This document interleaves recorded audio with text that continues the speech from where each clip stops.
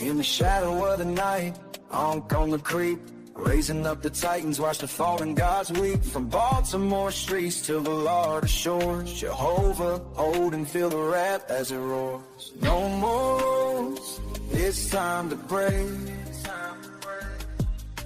Killer army rise and make no mistake. All gods must die, hear the echoes cry. From the heavens to the ground, see them fall and die.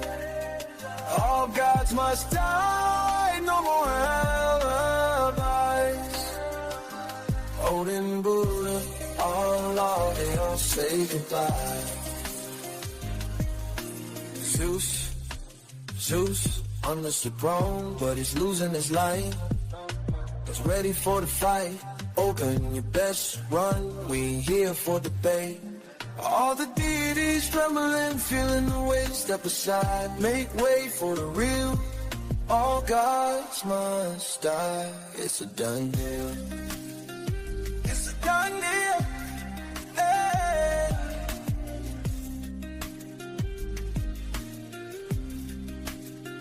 All gods must die, hear the echoes cry. From the heavens to the ground, see them fall and die. All gods must die, no more alibis.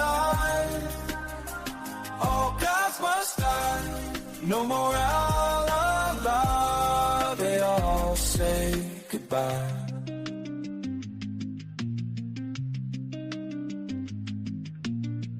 All could have gone killer, now time to fly. The world's ours now, hear the last goodbye.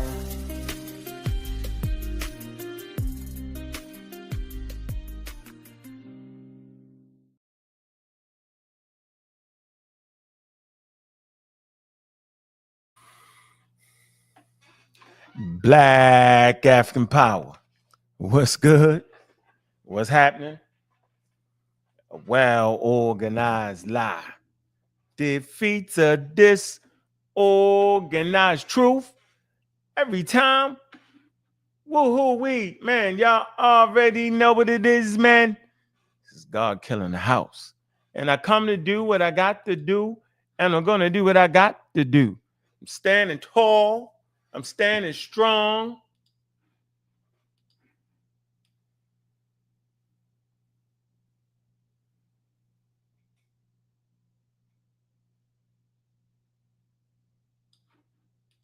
Hey, Bobby banging this bitch. What's good, family? Man, y'all know what it is, man. We around here pseudo killing, man, and all the above. So yeah, we right here, man. Let's get this thing together. All right. Let's get right to it, man. Y'all see the title, man. What direct evidence? Let's hear from the experts. Well, we cleaning it up, man. Got to, man, so the people won't stay miseducated. And there's a lot of miseducation going on, man. I'm telling you, man, how they taking it and tweaking it. There's just some things, man, that are very simple, and I refuse to continue to argue. Because when you actually continue to argue, it gives them legitimacy. One side of the argument is over-whooping. That's how the youngsters say. They over-whooping their expertise in the subject, yo. They got you believing. See, this is exactly what the pseudos do, right? Have you believe, okay? Man, we got a lot of people in the chat, man. Jackie, I see you. I ain't seen you in a while, man. Q20 Love, 07, man. Long-time supporter, man. I see you, Geller. What's going on with you? Shed Smooth, long-time support. He back and forth. Gary, pseudo killer army, man. All day, every day. Mika 1, I see you. What's good? So, you know, we just got to keep putting these things back and forth, yo. And so this is what the pseudo do. Boy, I see the barbarians is in the building. What's good? Big up to the barbarians. All day, every day, man. Y'all can go ahead and join their Facebook joint. They be fire over there for real, yo. Let me say this. I see you, Thurman. Thurman. I see you, brother. Thurman. Yeah, did you get that, Thurman?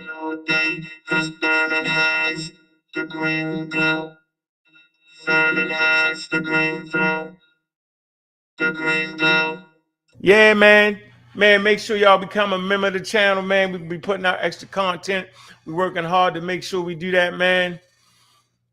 What you say? Nobody thinks that they are Egyptian or maniacs or hoteppers or crazy. Nah, I ain't say that, yo. But so let me get back to what I was saying. I wanted to introduce the chat, right? What I'm saying is, this is how you identify a pseudo. The statements they make may not seem wild and crazy and out of order. They may not sound Egyptian maniac. It may not sound like a hotepper. It may not sound that way. But listen, here's what we're talking about when we attempt or when we apply scientific literacy and scholarship to the conversation. We're saying that for you to overturn the consensus in any field, okay, you must get peer reviewed. You hear me? You must get peer reviewed by that said field. Because if you don't get peer reviewed by that said field, you just talking, right? You pushing lines that don't even exist. It's like claiming to be the best NFL running back, but never playing in the NFL. That's a clear example for you. I can't make it no clearer than that. It's like claiming to be the best dunker because you out there dunking on your nearest street courts and say, well, I'm the best dunker in the world. I'm the best dunker in NBA. You're not even playing NBA basketball. That's in your mind. Or somebody out there is pumping you up every time you make a dunk in the ball. Oh, that was a great dunk. That's on par with Jordan. So when you claim to have overturned the field with your work, now watch this, your work meaning you're the one that came up with that idea. Man, that's fine to come up with ideas, man. Man, we promote the community coming up with their ideas. But there has to be a line drawn. That's why I draw the line. Although you may come up with your own work, pick up the brother Reggie. He has his own work. Although you may have come up with your own work and is eloquently written, okay, and it may look as if it is fit the standards, there's only one way we can tell if it's the standard or not. That's when the standard itself reviews the work.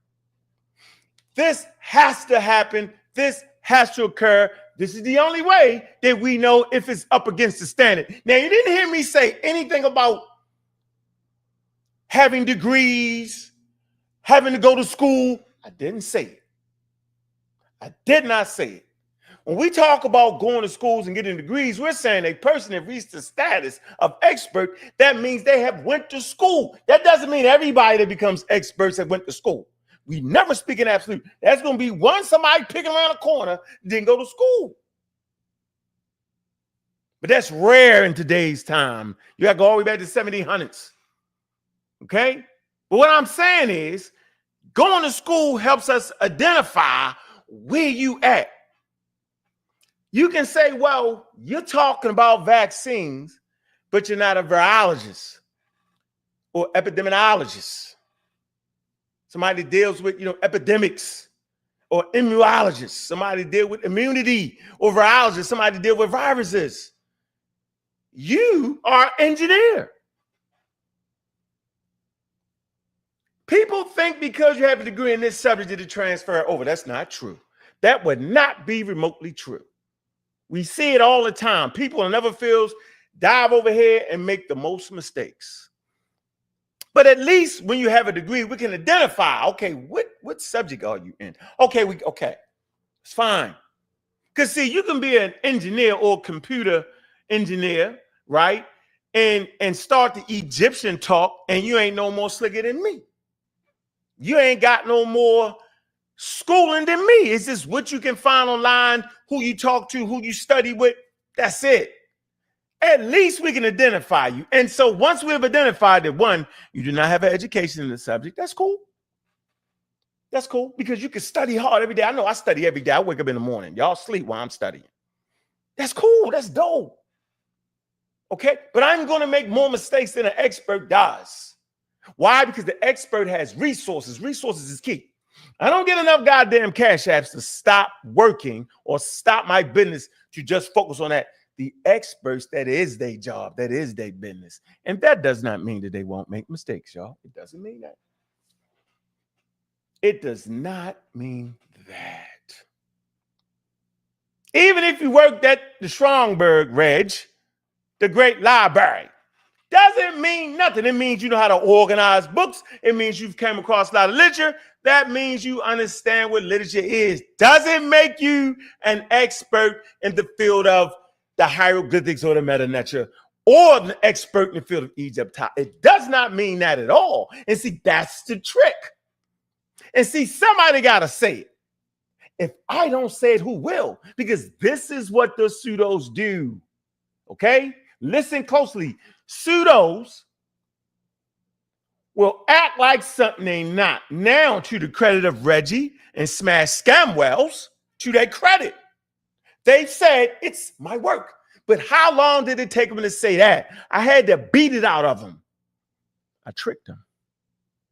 I kept saying we need the expertise and work, and I kept badgering them to where they had to admit that it's not the field's work or the experts' work, it's their work. Now, depending on where you at in your life, depending on how you feel about white people, how you feel about black people, how you feel about expertise, you're going to say, so what, Ankh?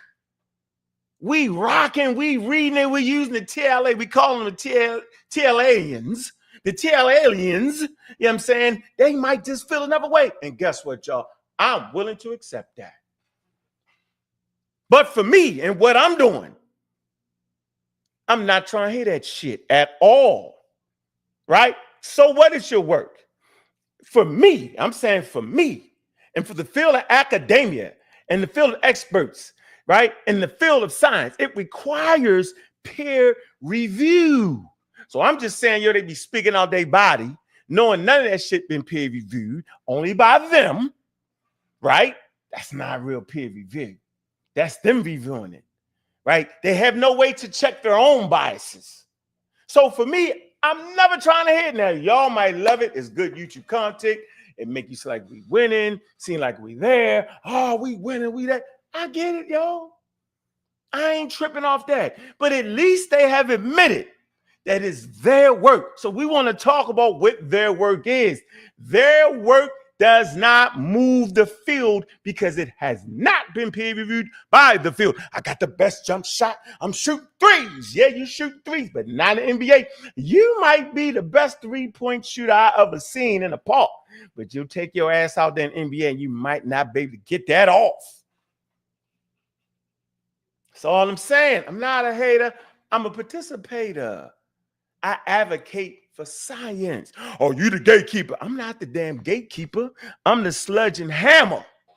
Because I want y'all to know that there's experts out there that have already agreed that the ancient Egyptians are indigenous Africans. And now that moves us to another point. Why is it that nobody wants to be African? Now that you know that Africans range in skin color, from my skin color to the great darkest ones, have different types of phenotypes, different types of hair. Some might have the more curlier hair. Some might have the loosely curly hair. Some might have bigger nose. Some might have narrow noses. Some might have beards. Some might have narrow lips like me. Some might have the big lips. But what we do know, that racist depiction right here, I'm going to keep showing this because this is the one right here. This is the one y'all all been flim-flammed on. This is the one. This is the one that African Americans can't get around. And in your fight and struggle to adorn the color of your skin,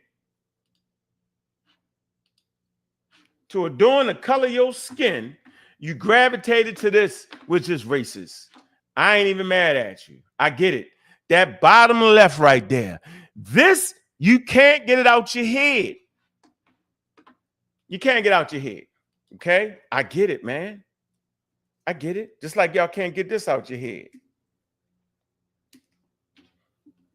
I get it. You can't get this out your head. Look, there's certain things you can't out your head, right? Can't get that out your head. And you sure as hell can't get this out your head.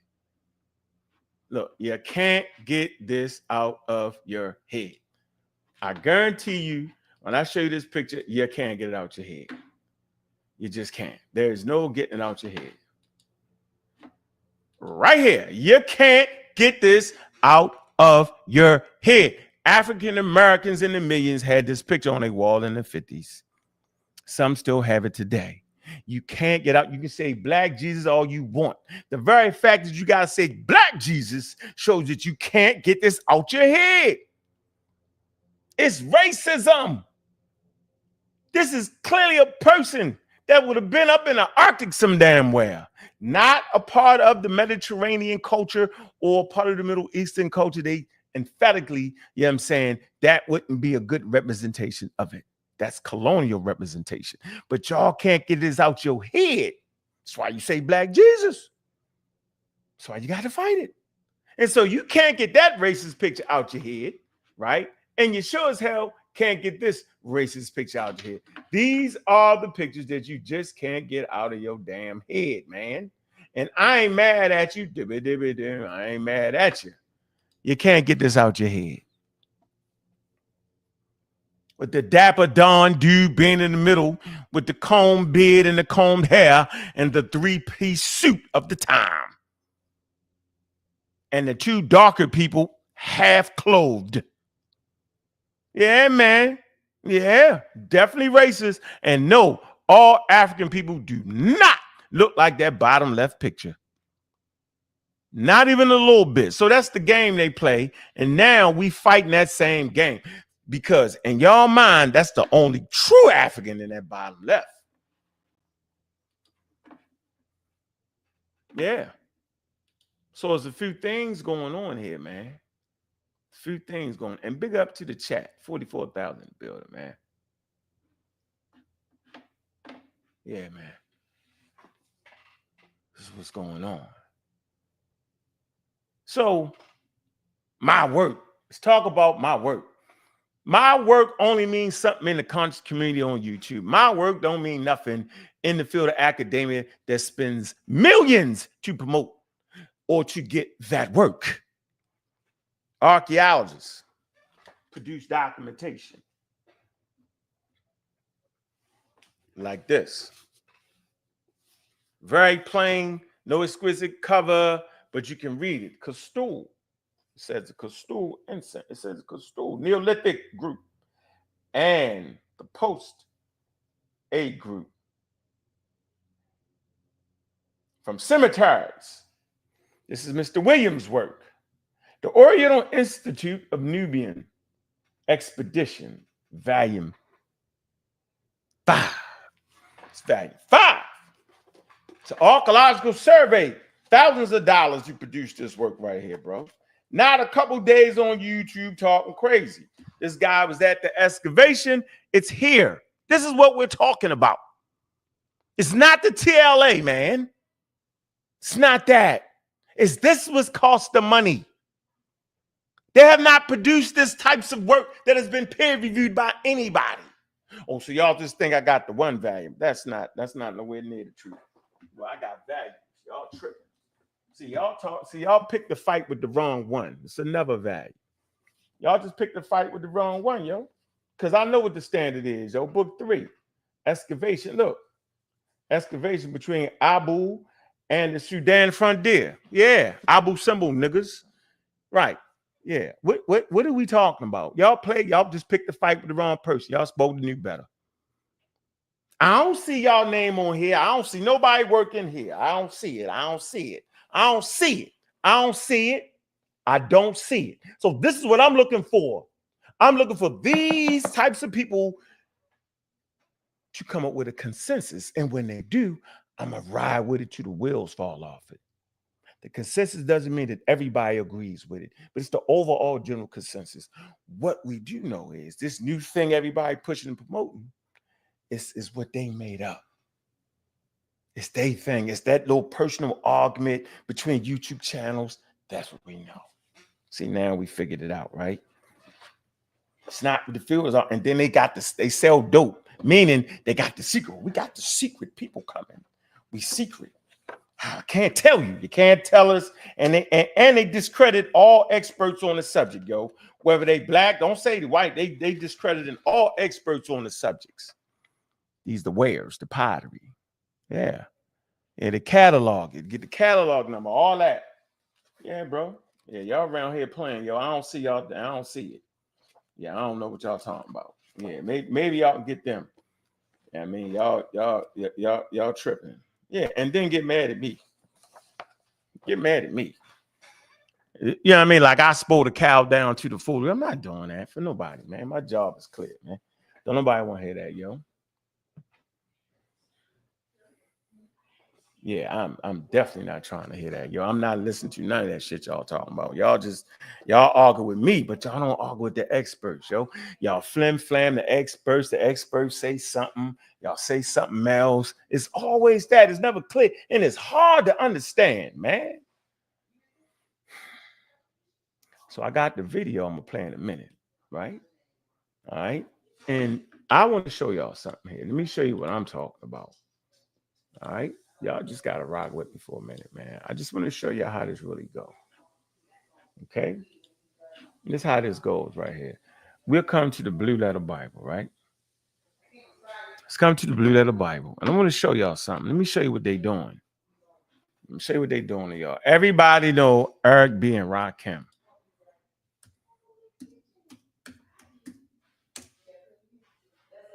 Hold on. Everybody know Rakim, right? They all do. Let's see. Let's go to Psalms 82. Let me share my screen. This is what y'all doing. This is what they doing. This is exactly what they doing. I learned this from Dr. Ben. Dr. Ben talks about in his book, I believe it to be book 2, African Origin of Religion or something like that, A Need for a Black Bible. And he talked about the translators and how important translations was, right? And how translators will get to a point and say that they'll come to a part of the translation, okay, in the text, and they say, well, okay, we had an impasse now. What should we pick?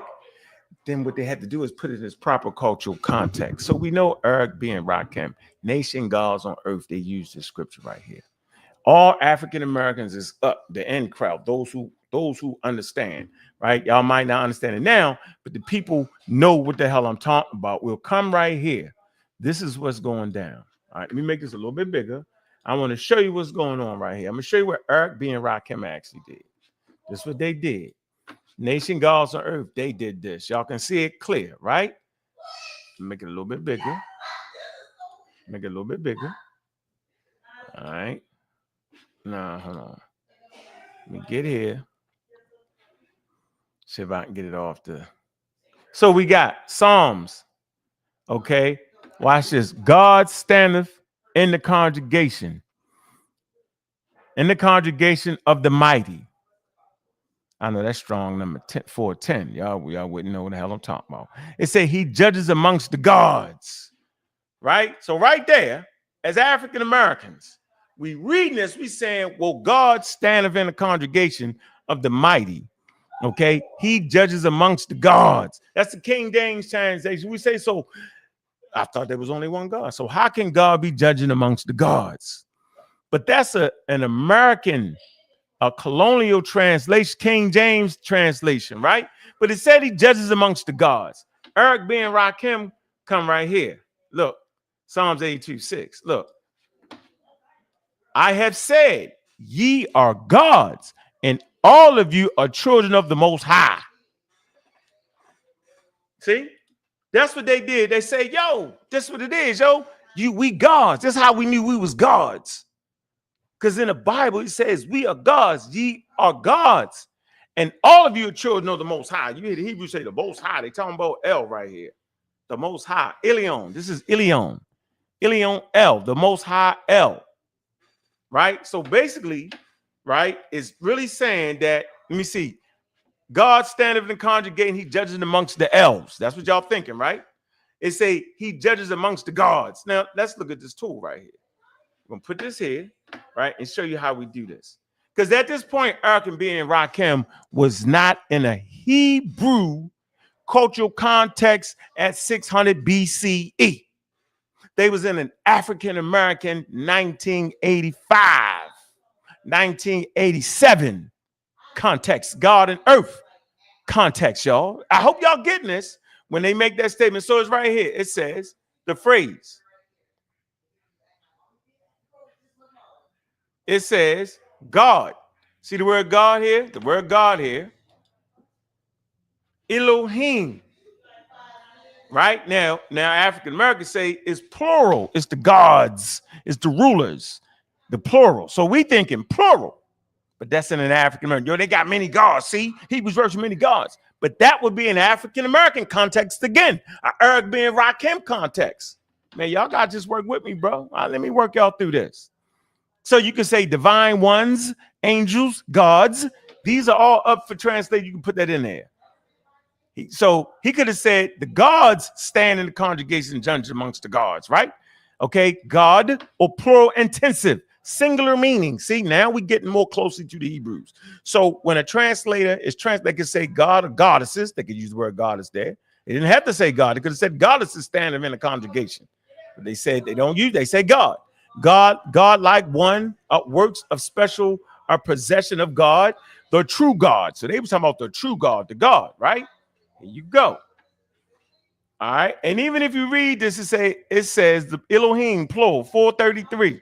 It say gods in the ordinary sense, but specifically used in the plural, thus especially with the article. It say of the supreme God, occasionally applied by way of difference to magistrates, and sometimes as superlatives, angels. All right, exceeding God or gods, very great or judges, mighty.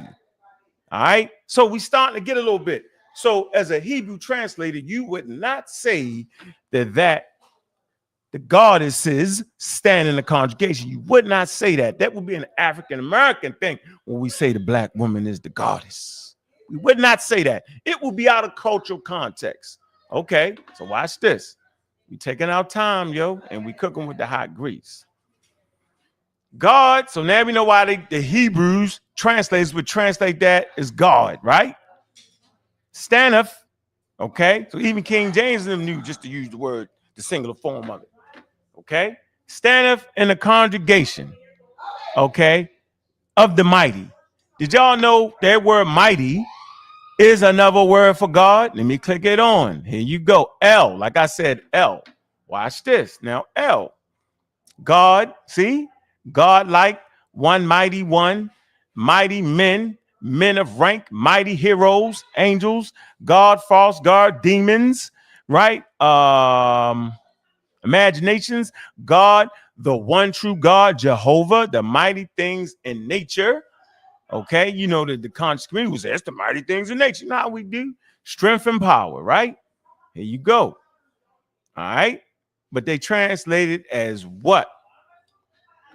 The word L, look, they actually translate it as the mighty. So the mighty, they could have put God there. God standing conjugation of the gods or the God, right? He judges amongst the what? Here you go, look. He judges amongst the gods. Here we go. Now they're using the plural. So let's see what that is. All right. Let's see. Gods. Plural. Divine ones, angels, rulers, judges. Listen, y'all, if you're in ancient Hebrew, they're really saying that God's standing amongst the rulers, y'all. That's the word it should have been at. Where y'all going at? Oh, all right. No, I ain't eating that. No, sir. Yeah, boy, that sound crazy. So you see the word rulers here? The Hebrews would have been the rulers or judges. So it's really saying God standeth in the congregation, he judges amongst the rulers, y'all. Not the gods, but the King James them throw it in there. That's fine. That's fine. But look, making my point, I'm wrapping it up. He judges amongst the gods. It really supposed to be rulers because in ancient Hebrew, the word Elohim could apply. Here you go, 430. As I'm showing you, the word Elohim could apply to what, y'all? It's all about context. It could apply to rulers. See? First one, you would have to ask the King James translators why they put the word God there. But they really, because ancient Hebrews, they don't believe in many gods. They only believe in one God. So how in the hell could God judge amongst the gods, right? Why would he stand in the congregation of gods? He would have wiped them out. But it's really saying he's standing in the congregation of the different rulers of the judges. So in ancient Israel, it would have been judges, y'all, or rulers. Okay, now watch this. Okay, now, Eric being Rakim, this is where they abused you at with the misinformation. Misinformation, right? So we're going to go back one more slide here. I have said, Psalms 82:6. Here you go. Look. I have said that ye are gods. That's where everybody thinking they gods running around here, right? I have said ye are gods. I have said ye are gods. And all of you are children of the Most High. I have said you are gods. They wasn't saying that right there. Said you're rulers and judges, but all of you are children of the Most High. That's what it's supposed to mean. So it's out of cultural context when Eric B. and Rakim dive on in and say, we're God. Have I not said that ye are gods? Y'all get it? It's out of cultural context, and it's an African-American 1980, 1990 understanding when we become the gods. See that cultural context? Put it in its proper context. Now it makes sense. It's not plural. It's none of that. It's the rulers and the judges, and there's a singular God. God standeth in the congregation. He judges amongst the rulers. Then he goes on and say, I have said, you are the judges, but all of you are children of the Most High. See how the proper context makes sense. This is what none of y'all understand. This is when we start fighting. This is when it get crazy. This is when it's wild. Yes, I said Elohim. Yes, it also means angels too. I just put it up there. Shazmu, are you not looking at what I'm saying? Man, like you just making shit up. Watch this. I'm gonna put it in and show you how Shazmu is just wilding out of order. Elohim has angels. You're wrong. Whatever, man. Y'all crazy, man. I know better though. But Shazmu, I'm not cutting nothing out because I don't have to, right? And y'all bugged out. So this last time I'm gonna refer to the chat. I'm gonna get out of that, but I'm gonna tell you it has to be in its proper cultural context to have meaning. It has to have an ancient Hebrew meaning, not an African American meaning. What's up, Mel? What it do? I'll say this again. It has to have an African American meaning. So I'm gonna drop the link. Reggie, everybody that feel jumpy can jump in real quick. And then I'm going to play the video. This is the only way I can get good views on the video. So I have a good conversation early in the game. Got to have a conversation early in the game. 48,000 in the building. You feel froggy, you feel jumpy, jump in. All right.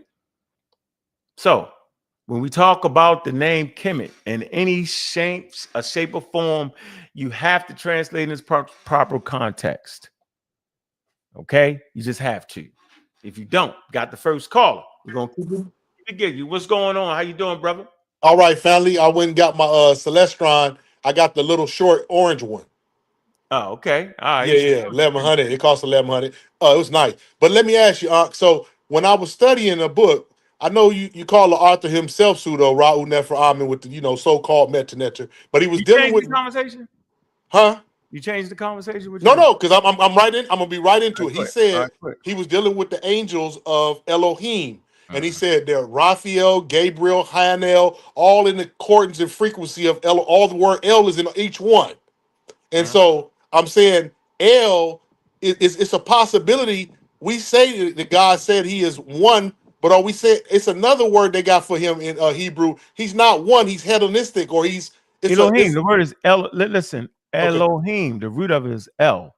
El, yes. Like angel. The root of angel is El. Yeah, one is El. Okay. Elohim, dual. Elohim, now Elo is dual. Yes. Okay, and Elohim is the plural. But there's other words. I'm saying so you have to translate properly. You get it? So it's not just the one. That's why I put out all the meanings for you. Okay, and then also it said you have to pick it.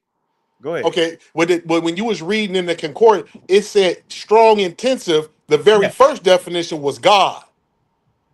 Yeah, for the strong. Yes. So remember, and then that was in a little G. It wasn't in the big G. It was in a little G. Yeah, but you get it though, right? I'm saying a translator got to pick it. You got to pick it right now, like the Hebrew, like my fault, the Jehovah's Witnesses, right? If you know anything about the history of Jehovah's Witnesses, right? They couldn't read the ancient Hebrew. Okay. What they did was they took manuscripts, right, that was already translated and picked and choose which ones they wanted to use. So I'm saying we could do the same thing. Okay. Right now, we don't got to be able to read Meta Nature like everybody keeps saying.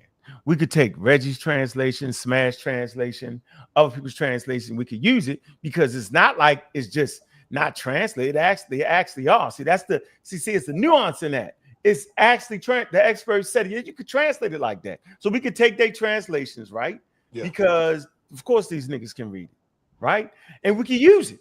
Okay. But would it be in the proper cultural context? That's why I give the example of Eric being Rakim.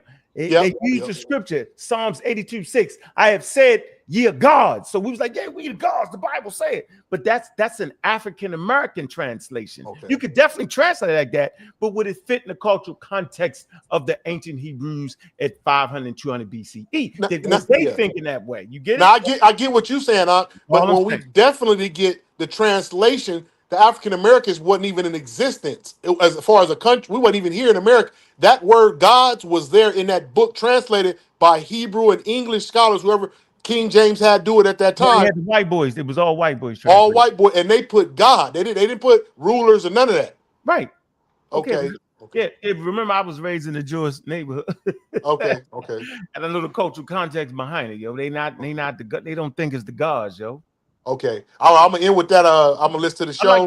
I like that. Appreciate you. And also I'm gonna say to you, Ankh, you remember what I told you about Reggie? I apologize. I never did. That's right. Go ahead. And I never did disrespect that lady. We went back, listened to the tape. I just had a difference of opinion. And one thing, I felt betrayed. I was down there to try to help Reggie's point, and it's like Reggie shocked me out. But it's all good. It's all good. So would you apologize to the sister? Yeah, I apologize for nothing I did to her, but I still. That's a half apology.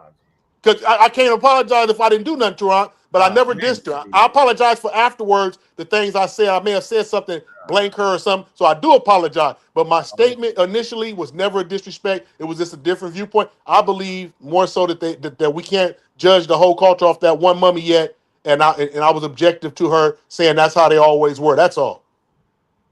Boy, y'all crazy, yo. Man. But I'm not. If I said I never called her out her name, and if I did after me and Reggie got into it, I apologize. All right, you can't, bro, because that's what we standing on the women around all day, right here with them. We ain't got no choice in the matter.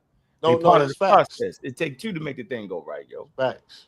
All right, okay, brother. Appreciate all right, family. Peace to the family. Peace. Reggie, what's going on, brother? There's some clear points I made, and you heard me. I said, of course you could translate it like that. I never said it differently, yo. I'm very clear and concise. I'm simply saying that the translations aren't within the consensus and it's not within the cultural context. That's all I've ever said, bro. I ain't said nothing else, nothing different. So you don't got to TLA me to death, right? You don't got to do nothing. You know what I'm saying? You don't got to do none of that. But what's on your mind, brother? What's up, Mongo Slave, Shooter Killer Army? What's up? Keith Williams, what it do? But I am. Because in order to understand these things in its cultural context, you have to look at the inscriptions, right? Otherwise, all you're doing is looking at interpretations. And so, yes. So, and then interpretation, you can have consensus on an interpretation, but then is it really a consensus when? Stop! Primaries. Stop. Hold on, can we talk about that? Can we talk about, is it really a consensus? Yeah. Okay, so we do agree that the experts say it's a consensus, though. Can we at least get that out? A consensus on what? Let's narrow it down. Consensus that the word now they don't say that it's saying soil, so we don't got to play. That's almost like a fighter jet and they throw a flare out. When you shoot the missiles at the flag, you go to the fucking flares. So that's a flare. The experts already know because they say it's called glossing. So it's not like they don't know that. It's people have argued that they don't know that they don't know that it actually does not use the glyph for soil. So I want everybody to know the whole field clearly understands that. Y'all read that shit to play motherfuckers. No, we know that we now know that, hold on, They told me, hold on, brother. We never said that, right? And I can back it up with the dictionary you brought. You brought a dictionary on there, not me. You did the brand new up-to-date dictionary. I've been giving you, I just let you have that. I ain't never get you on that. But if you get sick, I'm gonna get you because I got the show. It's called glossing. So they already know that term, okay, soil is not actually there.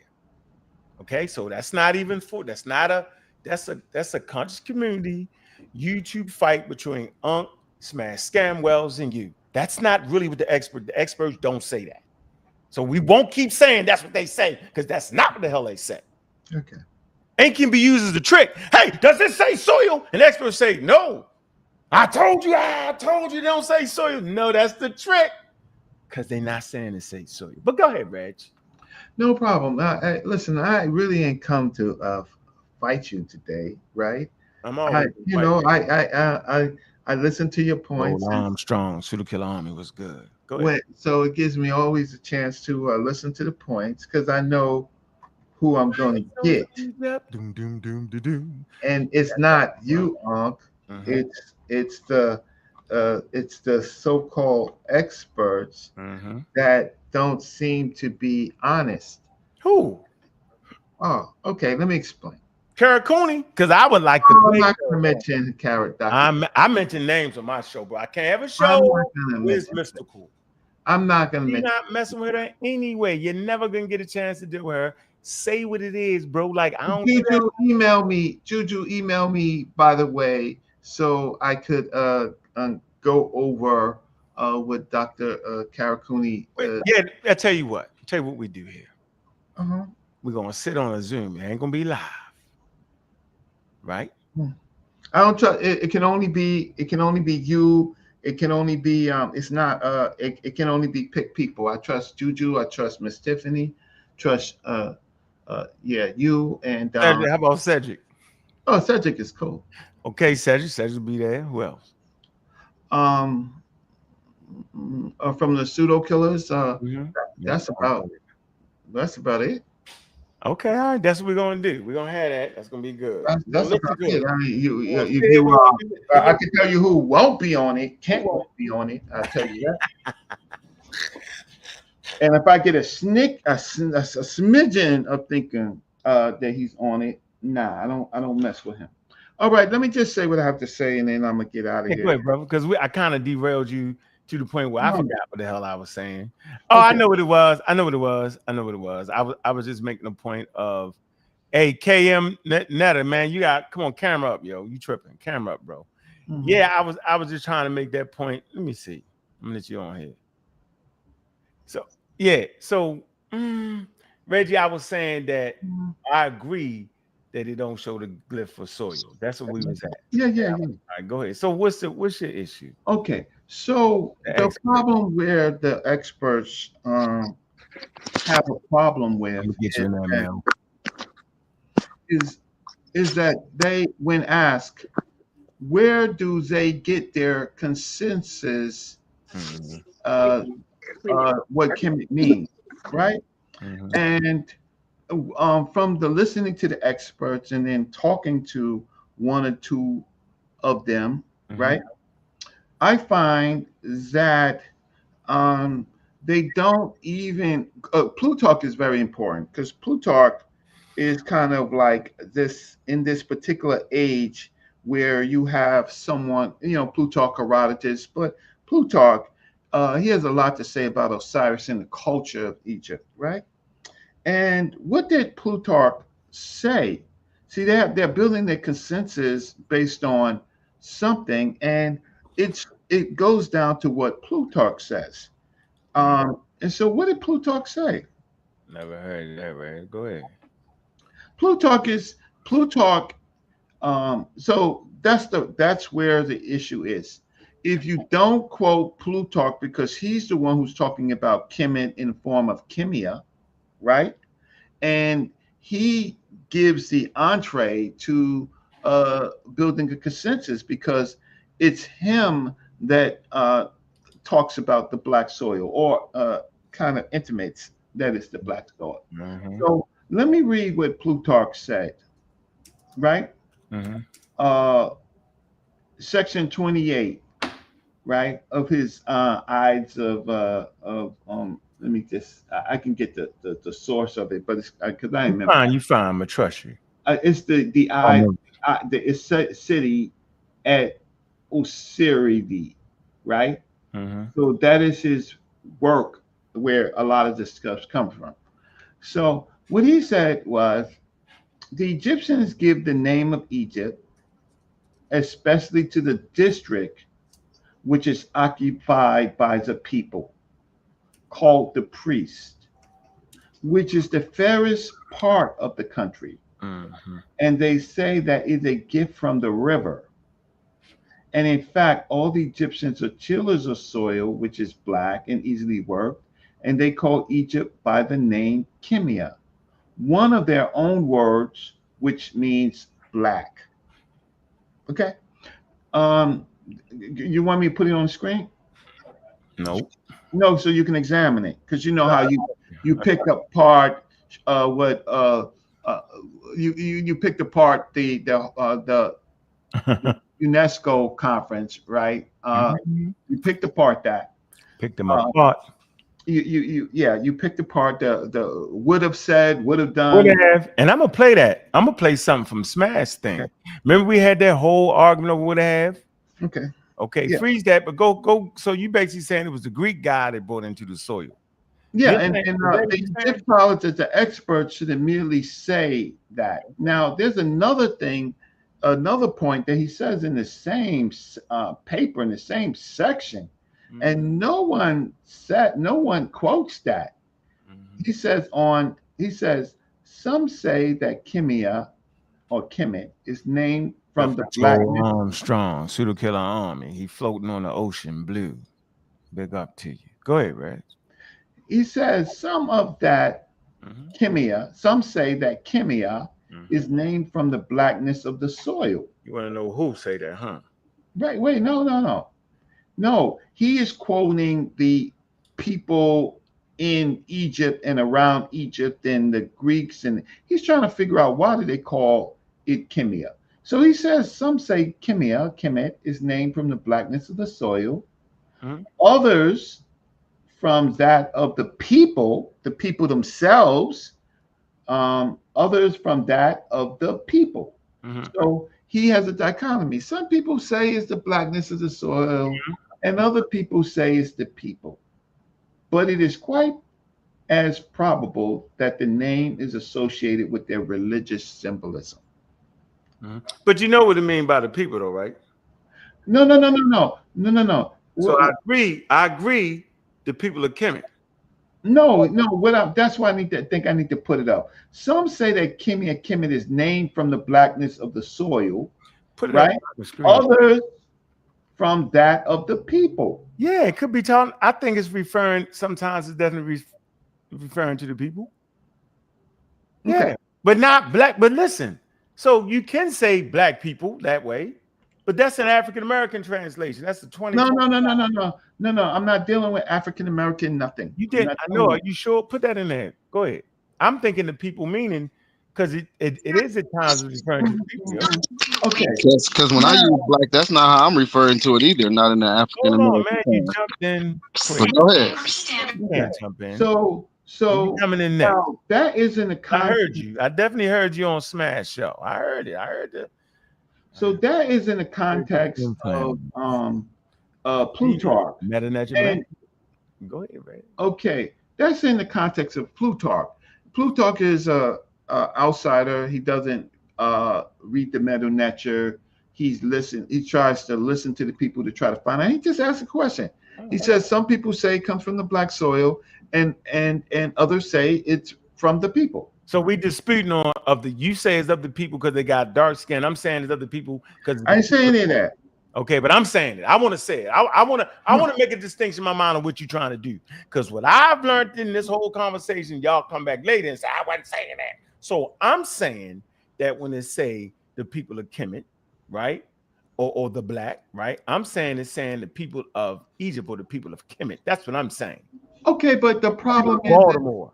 Yeah, I know, but the problem is when you introduce the word Egypt, right? you're Don't not in the say that. context of Don't the say that. people. Don't say that. When you know Because I know, man. you are cut off. That's You're not. a cut off master. I'm not cutting you off. You Right? can't introduce a later term, right? The people just called it Kemet, right? And even in the Greek period, they call it Chemia, right? Mm-hmm. And then you have another group of people saying it's Egyptos. So you just can't use this label. That's not really good to use a foreign term, because then you're breaking your own rules. You're not in the context of the people. So go ahead, you explain. Did you okay, so now I'm saying that's a tool y'all use as a flare to throw us off. no, I don't throw you off. Because you see how easy you just said that. See, that was easy, flawless. No, right? Because I analyze. Because see, the difference is. Hold on, let me say this. Do you see how easy that was for you to say that, and how easy it was for me to get what you're saying? So you don't think people just get $1 million grants don't understand that same thing that they know when the hell Egypt came about? Like they were like, come on, Reg. Well, you know. Right. Come on. This work has never been in good faith. Now you starting to get. Hold on. Now you got me.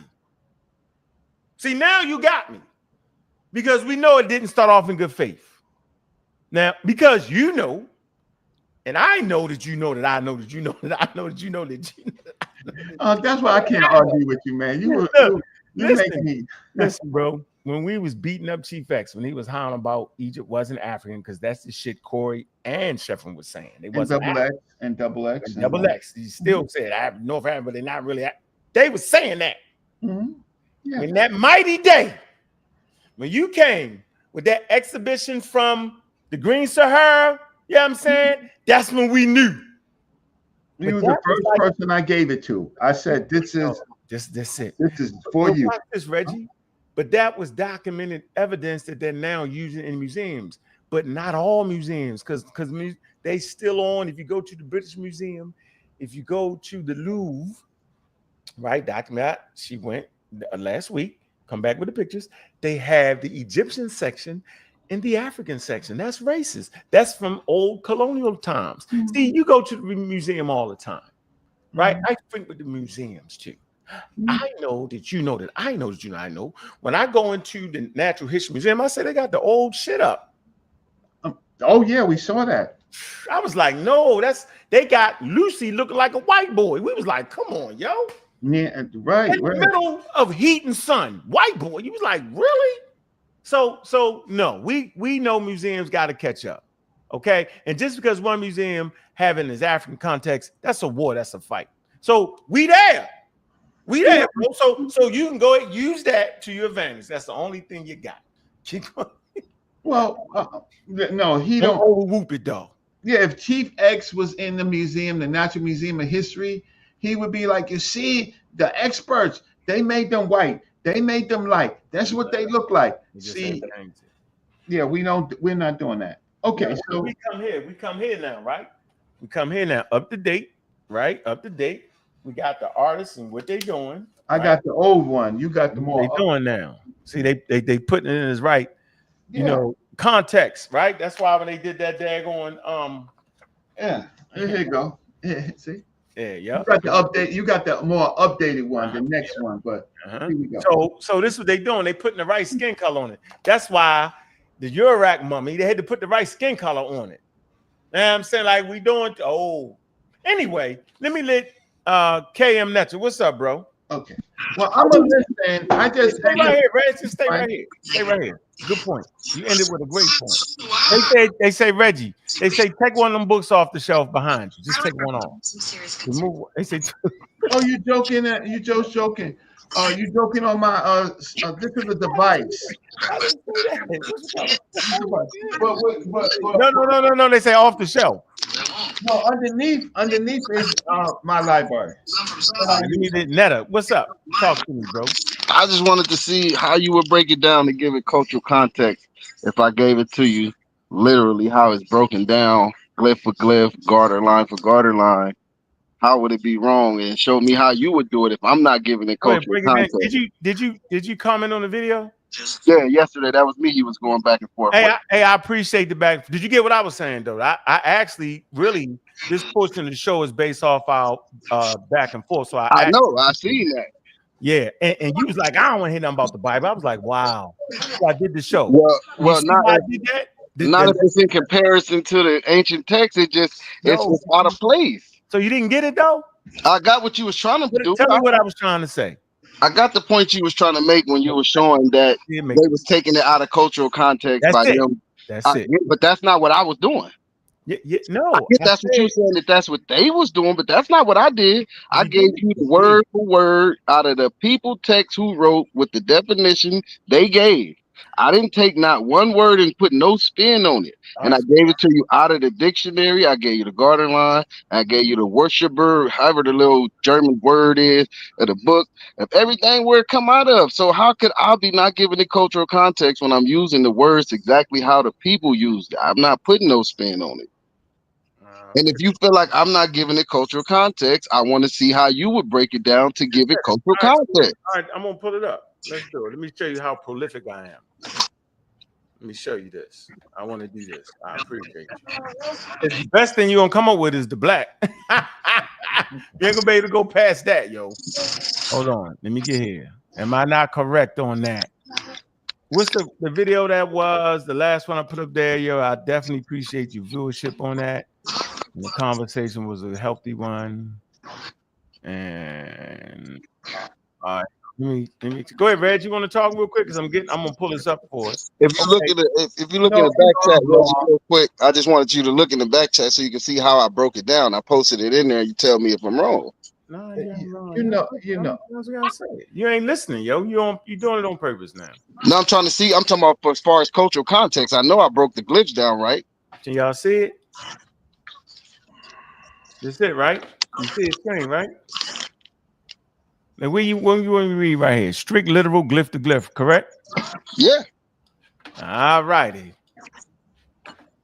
Okay, you got strict literal glyph to glyph. Chem, feminine suffix plus plural ending W. It say the blacks. Plural. Now, why you put that the blacks? Go ahead. Why you put that? No, go ahead. Go do it. You tell me. I'm asking you why you put that there. This ain't even. No, start where we started it so they can understand because you're skipping it. Start with the first comment. Start with the first comment that I posted that was to the breakdown of Kim. Oh, I thought you were connect. The sign right here, is this it? No, it was before I even posted times. Oh man. It was 2 with times, and then there was one with a breakdown without a timestamp. And then the other one was just a total response to what you were saying. No, I'm good. Well, the T could be feminine. It's a feminine suffix, but it is used as a collective. So you it can be used, for example, as black cattle, which is a collective. I hate you with the cattle now, yo. Of course. Which one is the cattle or the people? Of course. Yo, where you at? Can you see the screen? I'm right here. It's Kim charcoal. Phonetic, literal meaning. Black charcoal, burnt, blackened. Yeah. Faulkner Dictionary. Okay. All right. Come on, where you at, bro? Don't fade on me now, goddammit. Literal gloss. Look, literal gloss. Here you go. Literal gloss. Black. Kim. All right. Okay. So then, wait, don't go over. People, man, or collective of humans. Right, collective. So there you go. All right, now you got to figure out which one you're going to do. You want to do the people? Or it was both people, so that's how you see it represent a collective. It was a man and a seated woman with the 3 plural strokes. Collective. So that's the collective. It show you that it's 2 people in the glyph the way that you broke it down with Jonathan Wintermeyer. No, you don't agree. Winterman. Yeah, you don't agree with him though. Of course not. That's why I showed what I showed. Okay, I know. So you don't agree with him, but I'm saying is, why should I? What would make me choose you over an expert that gets millions of Because dollars? I'm not Telling giving him? you what I'm saying. I'm giving it to you straight out of the No, no, no, dictionary no. No, Listen, that the I would experts just use. simply, no. I Hey, would hey, just simply show. hey, Kim Netcher. Hold on, I'm talking to Kim Netcher. Hey, Kim Netcher. If I had to put my life on it, yo, why would I choose you over an expert? Because you can see what I put down and you can fact check it. And you can fact check what he said, and you will not be able to find nothing he said supported in no No, attestation. you know that's not You're true. not. You know you The made way that. he broke it down, you're not gonna find nobody agreeing with that. No, nobody like you, but the experts do. We can at least agree to that. No. Say, the experts do agree with that. Say that. Okay, let me And ask you you this. agree The with that. expert. No, don't ask me. No, we're Okay, not I'm not doing gonna ask that. you that. Let me make a statement. Hold on, brother. So me and you both know in this conversation without tripping that the experts do not agree with that translation. So we can just say yes and move on. No, because I don't agree with you on that. Because You they don't write that in their writings. They might speak know, publicly and say that, but in their writings, they don't never write that. so now it's a speak. Hey Reggie, don't disappear, Reg. Nope, that's when Reggie duck out because Reggie no different. You ducked out, Reggie. See, Reggie, you ducked out on purpose. No, I didn't duck So out. Reggie, is that not the consensus of what, Reggie? Is what he's saying wrong or not? Because now he's making it up. He's saying they say it in public, but they don't write it. Can you please explain to this man that's not true? Okay, so that's why it's not a consensus, because if, for example, if I So argue, you're agreeing with him? I'm arguing that it's not a consensus. No, Okay, so hold on. So the experts have not come to a general understanding that the word no, Kemet don't mean black people. It actually means people. Yeah, come on, dog. Is this what we saying?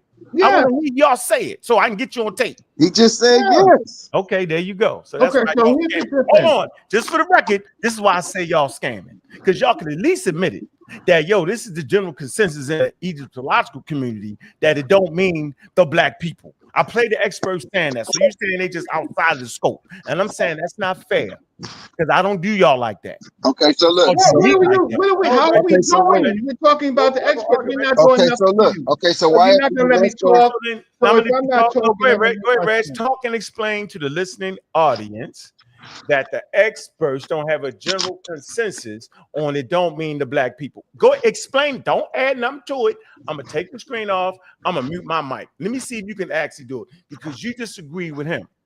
He said, let me tell you what he said. He said they will say it out their mouth in public, but they won't write it.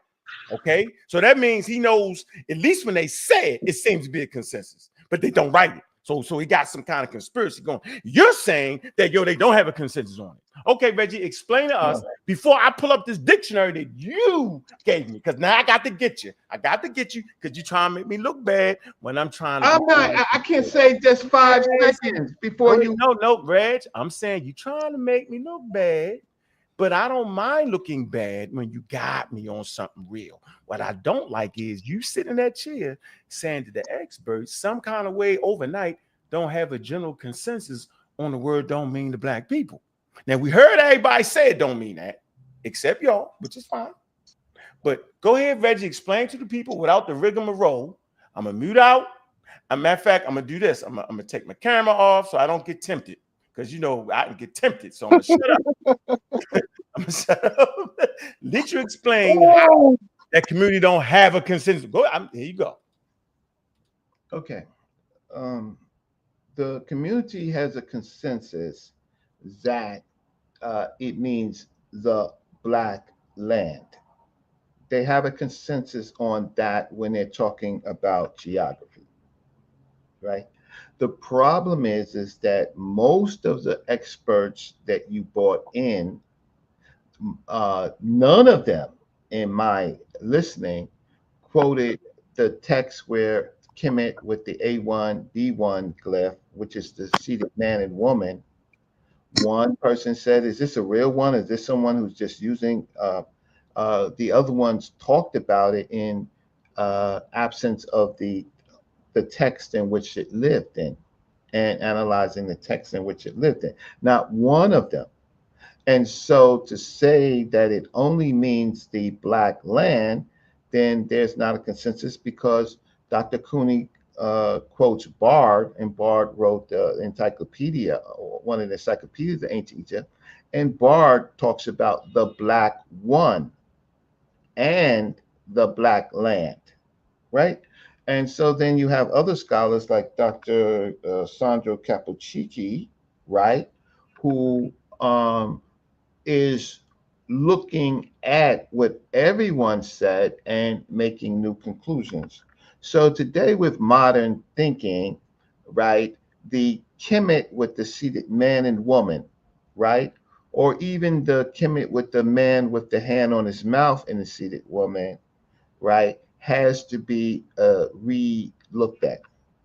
So if none of those scholars that you brought on, right, showed it in its actual text, and ultimately we showed, well, Smash Rockwell was able to show, I think, Jonathan Winneman, the text. They didn't produce any of the text. We did. And so the jury is out, right, looking for information. So I think that if any of them would have came on and what was shown or to the experts was this one, with the Kemet with the seated man and seated woman, and then you try to get me with showing the cattle, and he says that it means female cows, and then he would have to argue with black men on the rock tombs of Mir, which basically he translates the text as black cattle when he's talking about the you men. transitions to black cattle. Now let me show you him using the text. Goodness. But he wasn't talking to me. He was talking to you novices. Reggie. Oh, so you're not a novice. Can I make my I'm much better than a novice. Oh no, I'm much better. See, when you have anybody can use any AI program, Google, and you type black cattle Kemet, my name is going to come up. No problem, brother. Go ahead. And then I'm gonna show you. I'm gonna show you this man. Come up. Then I'm gonna show you this man using the text while you bullshit. Now, can I make my statement real quick? Yes, you can. I gave the text to Garfield. How you think y'all got the text? Okay, so I don't know. Wait, how do you think that y'all got the text? Nobody had the text until I gave the text. Reggie, nobody. You mean nobody like who? Say it so nobody in this community. Okay, I thought you were gonna say that because he said that's my favorite text. He's gonna say that out of his mouth. So you don't mean the experts when you say that. You're talking about us. Of course, I wouldn't know about no damn text. I had to rely on you. Your crazy ass. Shoot. I can't argue. See, I can't argue with some people. Get mad at I call you up for the meta next shit. The hell? I had you test the Raw squad members. What are you talking about? But now, all I wanted to say was that if it wasn't correct, why would they credit it at the symposium? Everybody didn't like the fact that he said black, but at the end of the day, linguistically, it all lined up, and they had to credit it as a painstaking research contribution to the African civilization. That's all. And then when you research what painstaking research means, it just tell you that it went through the rigorous process, but it was just hard for them to have to take that information in. So he wasn't wrong, and it was credited. Nothing he said was discredited.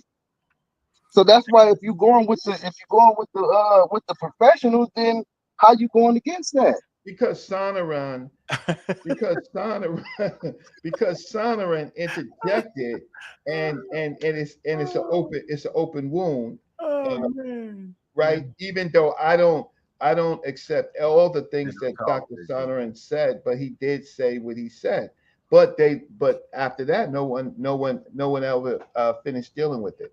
So hold on.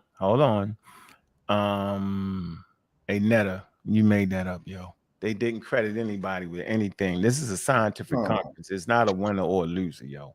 Reggie know that. So in the past, when I say they beat him up, I was hyperbole, yo. I was just, you know what I'm saying? Like, I understood that he didn't get that off, that it was a lot of responses that was against that, right? There's not a winner or a loser at a scientific conference, yo.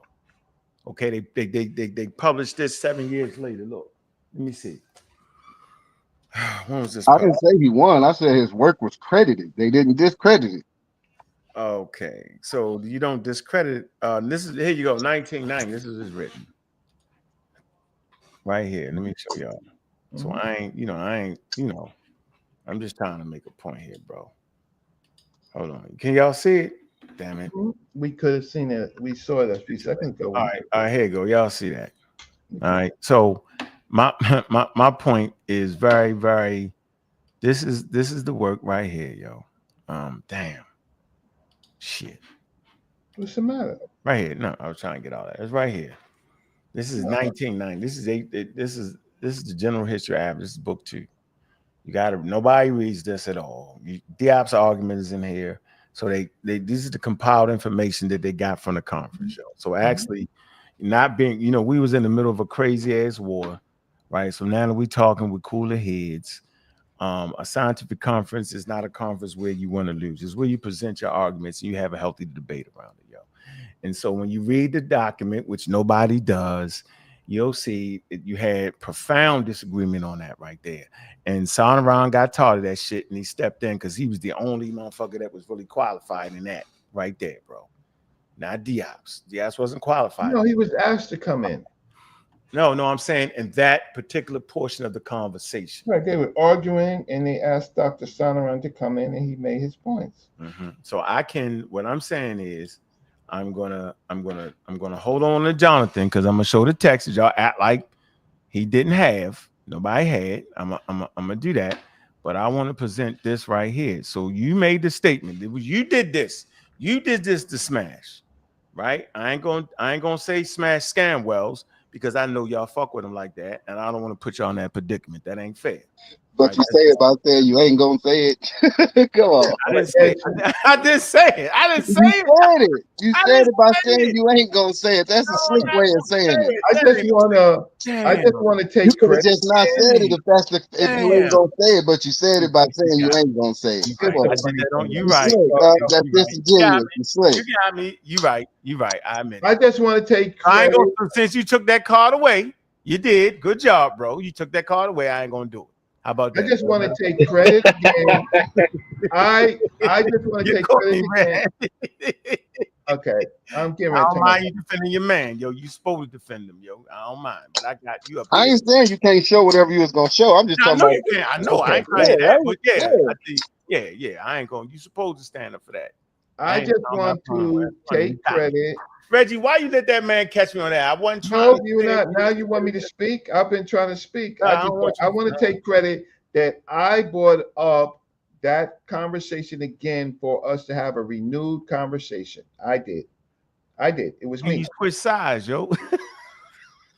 No, I ain't switched sides. Yeah, you actually did. You know, because clear up conversation. What it is what it is. Hey, Kim Netta, yo, Red switch sides, yo. He don't want to say it. I ain't saying he jumped on my side. No, he agreed with more what I'm saying than what y'all saying, and he's at the black bull. I'm just letting you know. I ain't gonna let him straddle the fence. He know it. I could agree with what Sonaran said. That doesn't mean that I agree with him, but I could agree what Sonaran said. Damn. And who else said it? Okay, go ahead. What's up, Joe? Okay, I'm gonna get off. Don't get off. Stay no, because listen. I mean, I know that. Listen, you want to talk to you definitely want to talk to people that look. My major point, Reggie. What's your major point? That I'm gonna let, because I know Joel on the. Okay, now there it goes. Go ahead. It's okay. It's easy breezy, but it's easy. Joel, what's up on the 17th? All right, I just want to see how you would break it down, man, because I gotta see it. Show me how you do it. I'm going to show you. Not what you mean. Why, nigga? I can't do it. How you mean?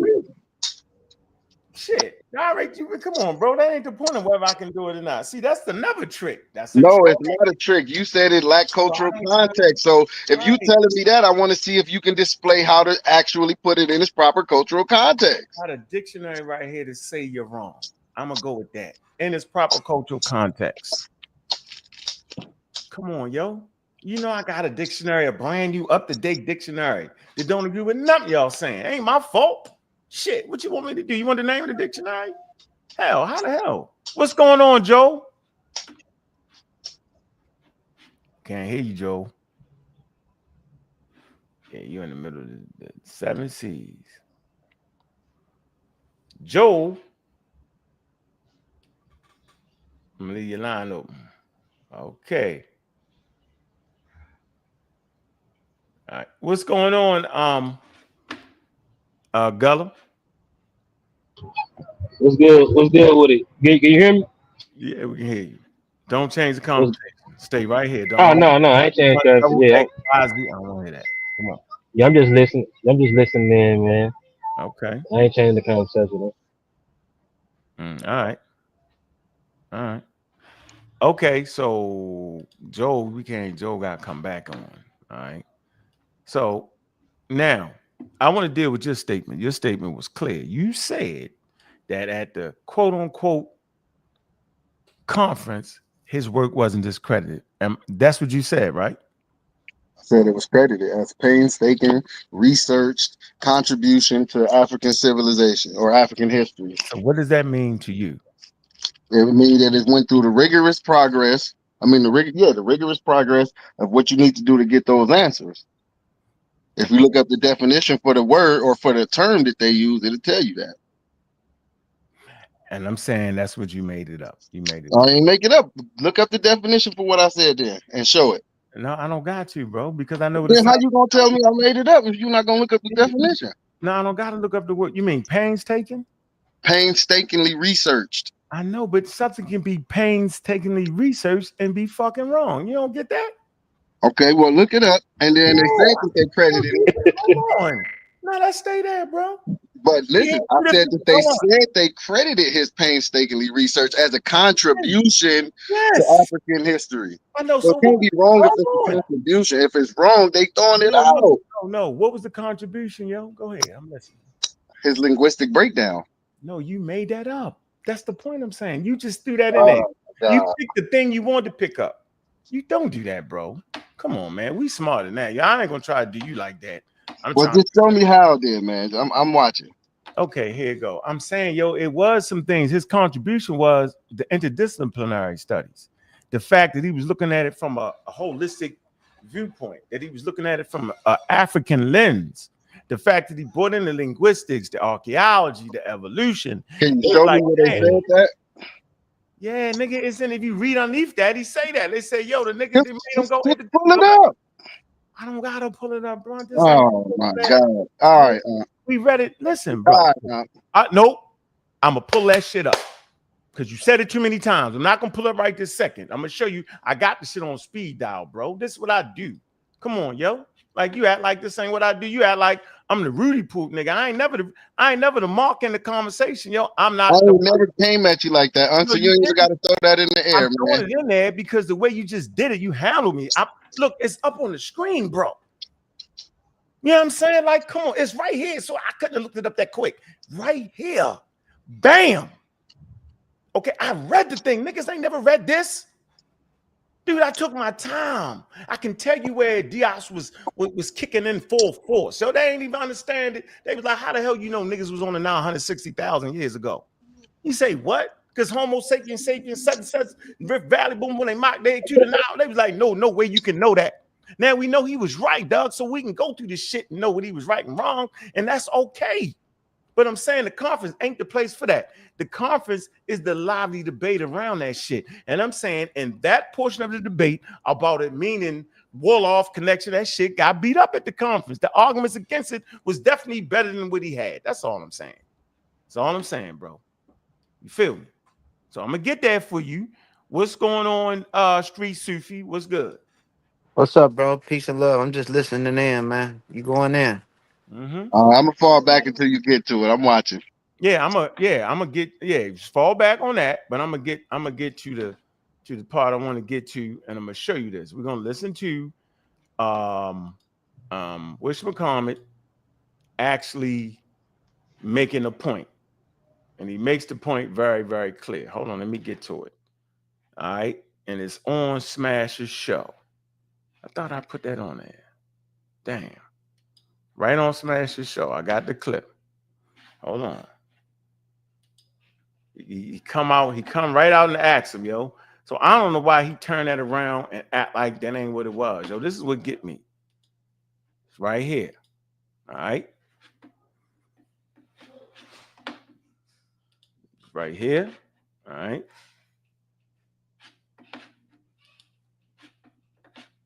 One sec. Get all this clear so we can just hear it. I don't want no distractions. I just want us to hear it, yo.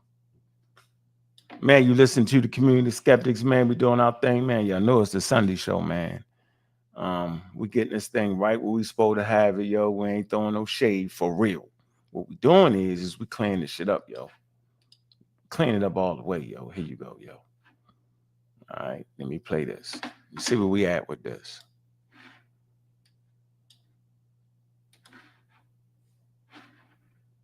(1974) Cairo Symposium, where Sar Sanaran was settling matters between Professor Abdullah and Sheikh Anta concerning, well, obviously they were talking about the peopling of Egypt, and in their conversation, race matters came up. And so as we had this conversation now, we figured that's like an antiquated taxonomy. That's not really working for how they looked at things back in the day. But nevertheless, this conversation happened 50 years ago in 1974, and then for their time period, it seemed somewhat appropriate that they looked at things that way. That was one of the leading questions about Egypt and Egyptology for a long period of time. And so then in the attestation, Sar Sanaran put forth to say Black people, the ancient Egyptians would have said Kemet.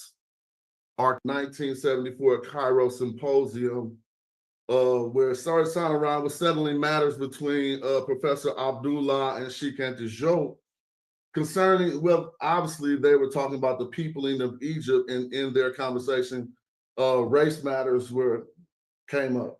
And so as we had this conversation now, we figured that's like an antiquated taxonomy. That's not really working for how they looked at things back in the day. But nevertheless, this conversation happened 50 years ago in 1974, and then for their time period, it seemed somewhat appropriate that they looked at things that way. That was one of the leading questions about Egypt and Egyptology for a long period of time. And so then in the attestation, Sar Sanaran put forth to say Black people, the ancient Egyptians would have said Kemet or Kemu and not Kemetiu. And then he went on to say, I'll bring up the quote. He went on to say that nevertheless, that this attestation was not used. They didn't use Kim to talk about the other quote unquote Black people that they knew from the hinterlands from the Old Kingdom forward. And so I know it sounds already like it's kind of loaded, the question, but it's really not, because actually we were spending a while doing this research, and there's nothing that attests to what Sar Sanaran says can be found in Egyptology. So this is why I beseech your expert opinion. You know? Yeah, so I guess as just a kind of just general kind of statement before we begin is that, like, I do not pretend to be able to tell you what the Egyptians thought or kind of what they definitively meant. Egypt was, you know, people are diverse, people are complicated. Every term has multiple meanings. So just because, you know, from a grammatical perspective or a textual perspective, it might seem like it means one thing in one context, doesn't mean that in another context, it doesn't mean something completely different. Exactly. But following up on, and so the other interesting thing, you said this was the debate that was happening in the 70s. This debate is still going on today, and especially within Egypt and the surrounding areas, and it's not a pretty debate. It's an extremely ugly debate where very, very nasty things are said. So I also just wanted to kind of, you know, acknowledge that. And you know, you see especially, I feel like you see especially kind of more authoritarian systems of power kind of trying to engage with it, always with the idea that Egypt is something that people want to claim.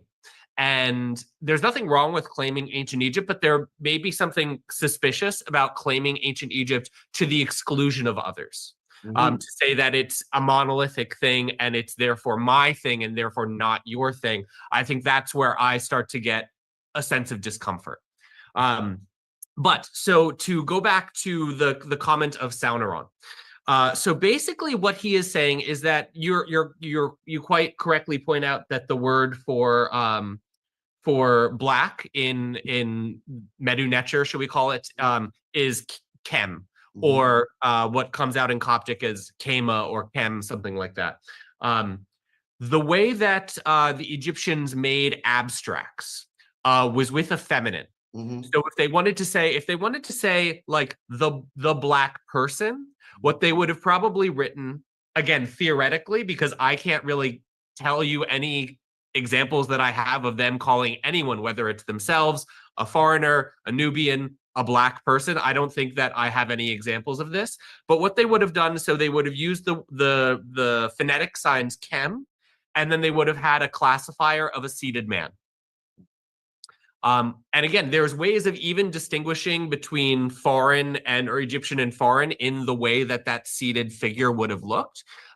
So for example, if they show an Egyptian man or someone like kind of culturally coded to be Egyptian, then you can tell that they're understanding this person is Egyptian. If they show them, you know, perhaps with a feather on their head or, you know, with kind of some other kind of foreign significance or signifier, then this might be showing that they're, you know, being distinguished from the normal Egyptian population.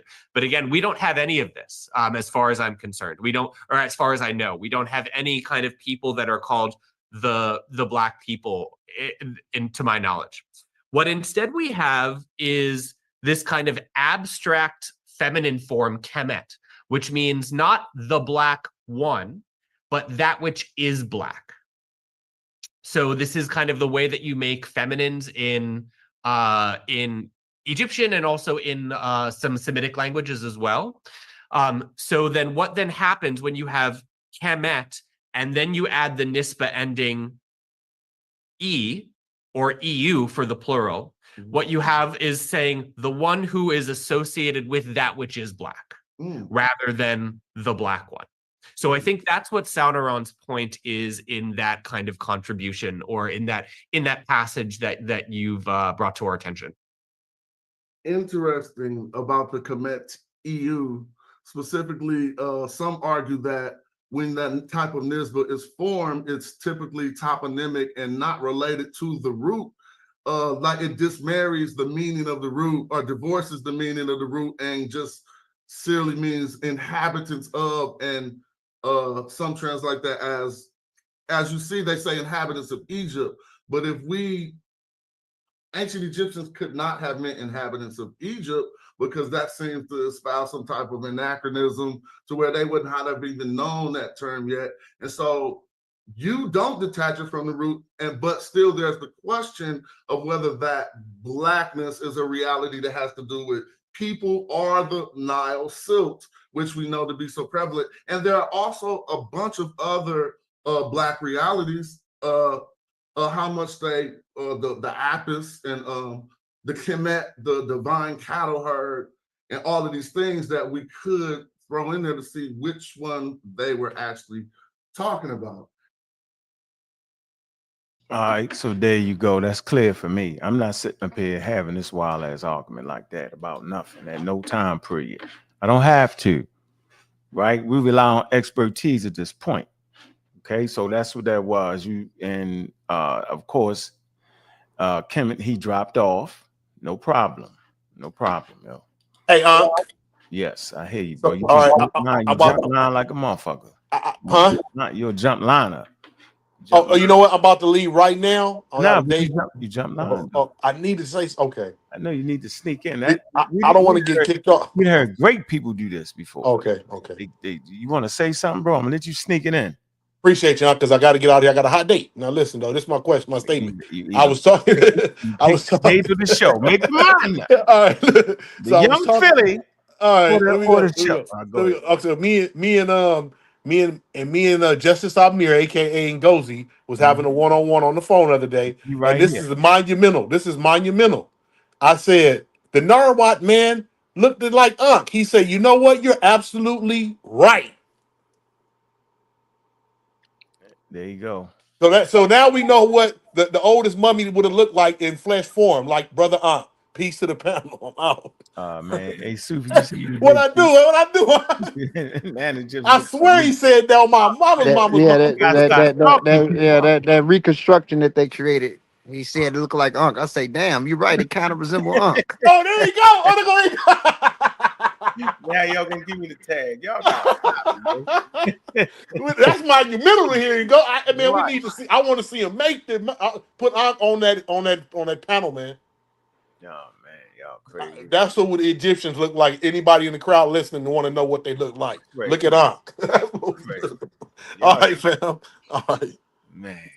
All right. That's crazy. Huh.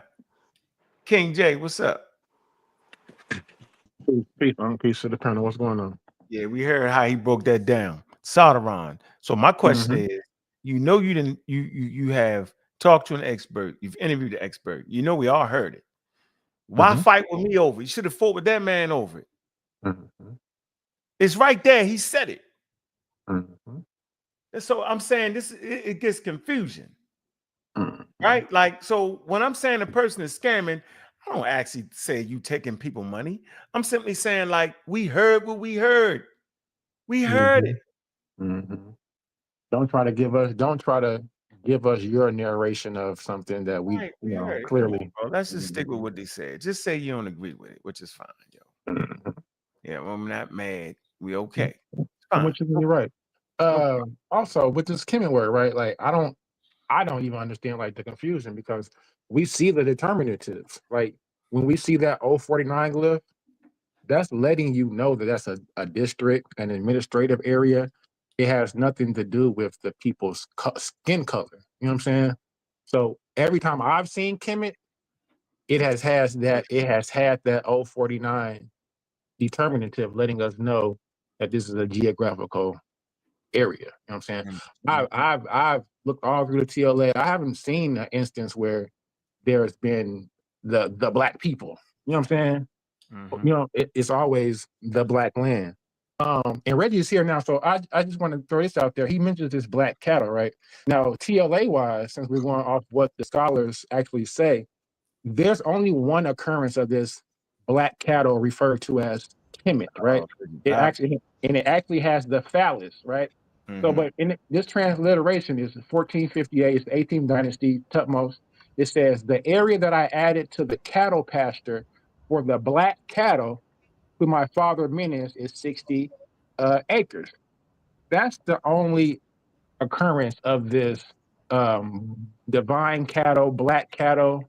All right, freeze it right there. I didn't know that question was going to take us right there because I want Reggie to respond thoroughly. Yeah, his literature review. Hold on, Reggie. I don't want you to do it right now, though, Reggie. Oh, you just mentioned me. No, what I said was we're going to hold it right there because I want you to respond thoroughly. It's going to take the conversation into the Black Bull, right? But I wanted to deal with Netcha. He wanted me to pull up what they were saying at the Cairo Symposium, right? Which needs to be its own show unto itself. So it's right here. This is the section he was talking about. Okay. The conclusion. This is the conclusion, right? And that's what it says. It says, although the preparatory working paper, you see Appendix 3, page 135, sent out by UNESCO gave particulars of what was desired. Not all participants had prepared communications comparable with the painstaking research contributions of Professor Shikant Diop's and Obanga. Therefore, consequently, a real lack of balance in the discussion. So what is they saying right here? Based off my comprehension skills, it was saying that they could see that the brothers put together a lot of work, right? Added stuff that they had no idea that they was going to add, but they could tell it was painstaking, meaning they took their time to put it together. It was a level of rigor there. They could see that. And they said based off of them bringing all those types of materials, right, there was a lack of balance in the conversation, meaning they had more things to say about the things they brought than the other members did, because the other members didn't have all that stuff. So they could only talk about what they brought. So Diopson was way outside of the scope. Now watch this, right? Which is how you got to come. You know what they say, yo, if you black, yo, you got to be double, triple better. Okay. But this statement does not mean that everything they brought, just because it was painstaken, meant that the shit was the only thing that was right. Nah, or everything they brought was right. That's not what they're saying. Hold on. They ain't gonna. But you jumping in? no, I'm just gonna. You gonna jump in like that, bro? No, I was gonna respond to what you just read there. Go ahead, that little section. Go ahead. You can jump in. How you doing? Who is this? This is Brother Patah. How's everybody doing? Magi Archer. Good. We want to make sure you say that. Magi Archer. Good.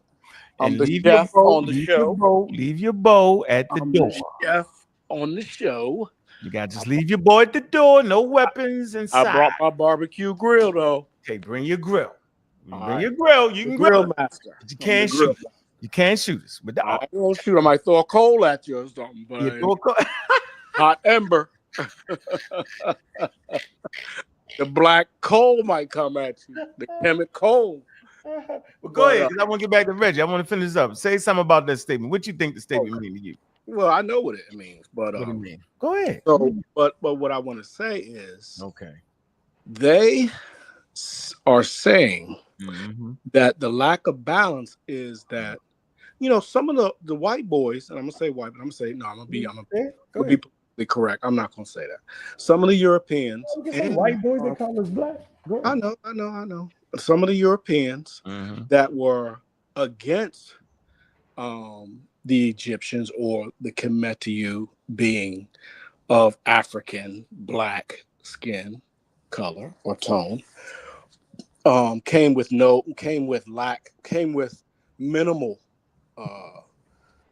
contributions to the UNESCO conference. Some came with the prescribed, what was said, you bring this, you bring that, you can bring this. And it still was probably lacking. A lot of it was still lacking. They didn't bring enough. And then the consensus is that Diop and Obanga brought more than what was based, what was placed out there, that you could bring this, but they brought more. And the consensus was that with this type of interscholastic study, this is the foundation of how you should bring information to a seminar, to not a debate, but to a conference, to be more clear and understood, to prove your points. And that's what the summary was to what Diop and Obanga, not a slight or anything. No, that's ridiculous. That's trash. That's Corey and them saying that. A+. That's A+ work. Corey saying that. That's a trash understanding of it. No, that's not. No, that's A+ work they did. That's A+. No, Corey's against that. Corey's with you. So, no, bro.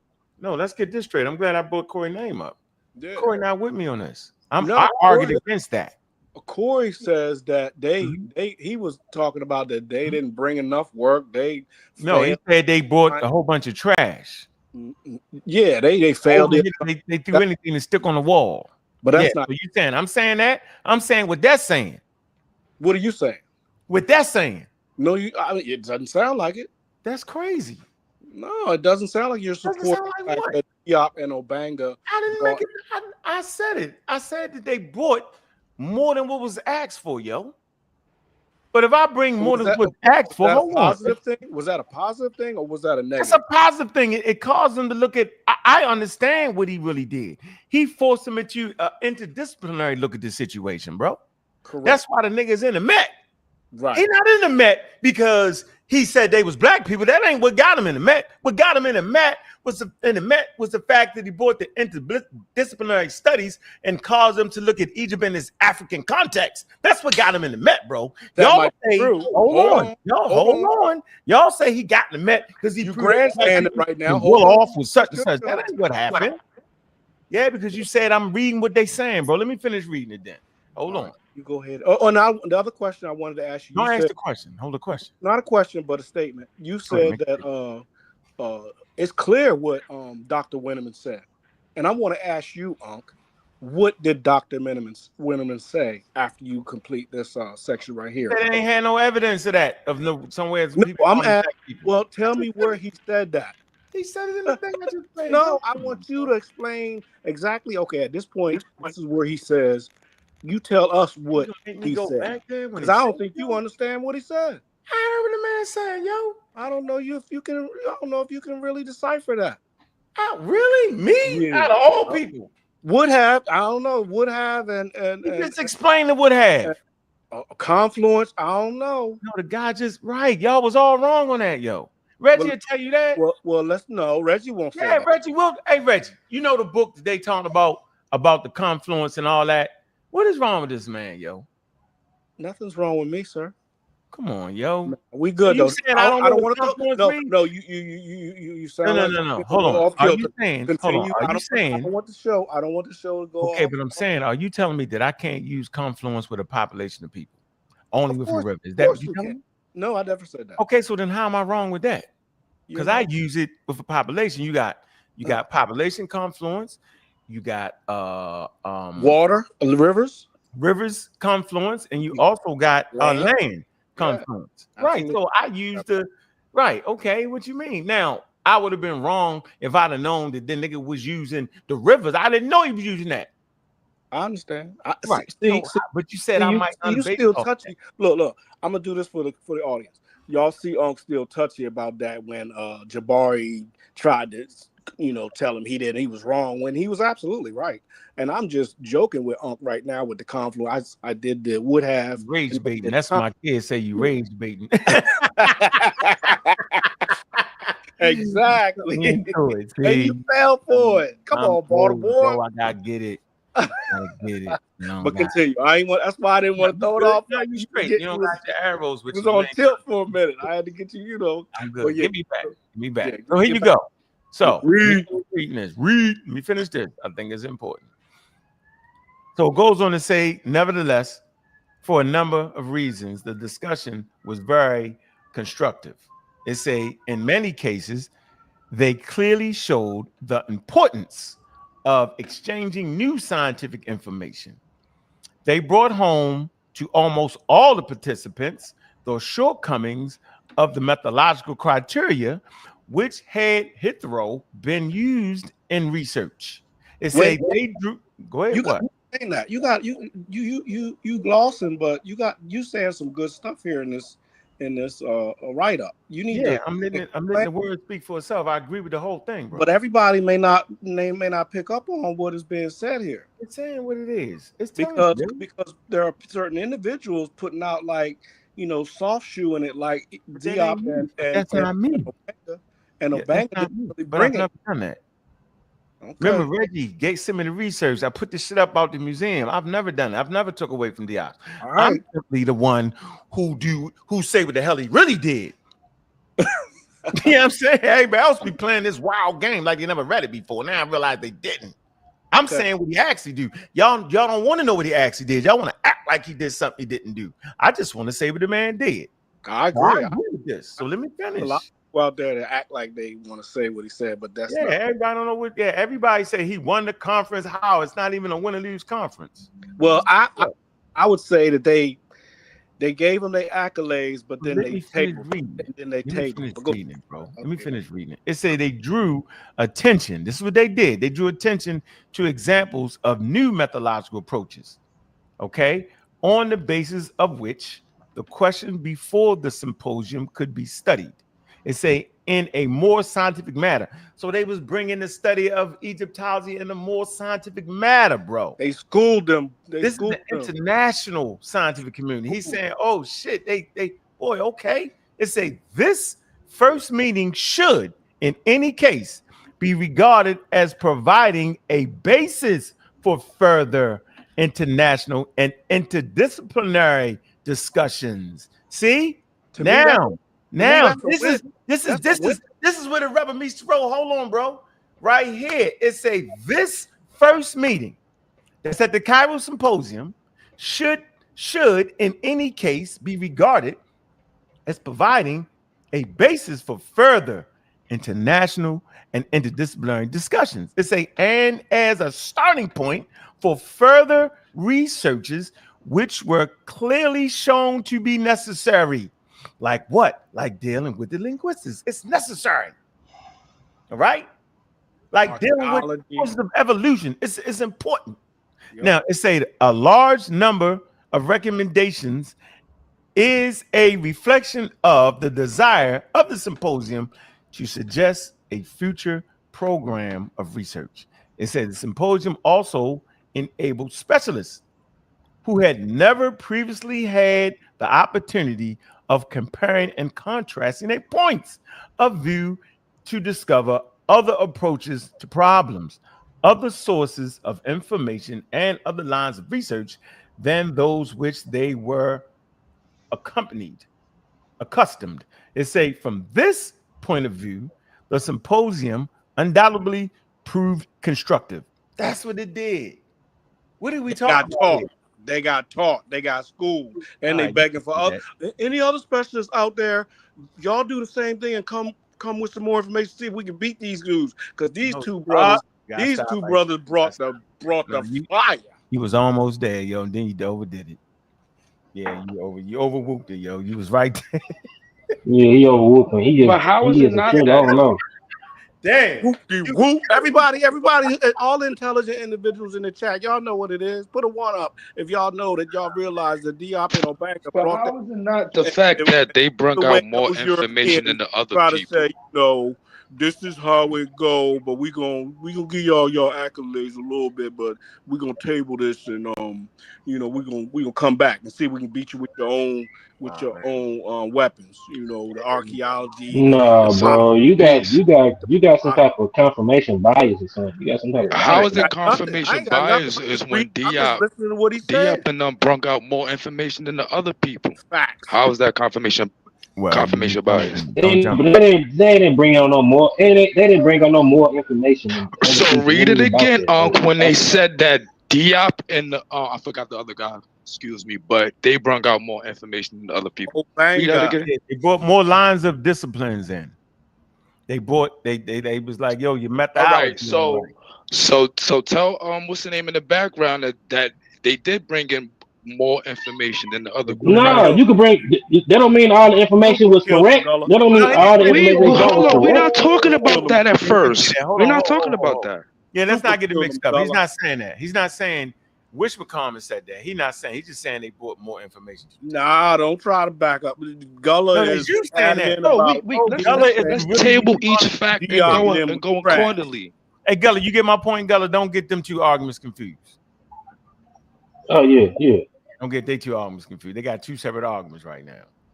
So I agree with that good guy. Damn, it's brand new. How the hell I agree? Damn. So Reggie, we the generation to read this shit. Everybody didn't read it, bro.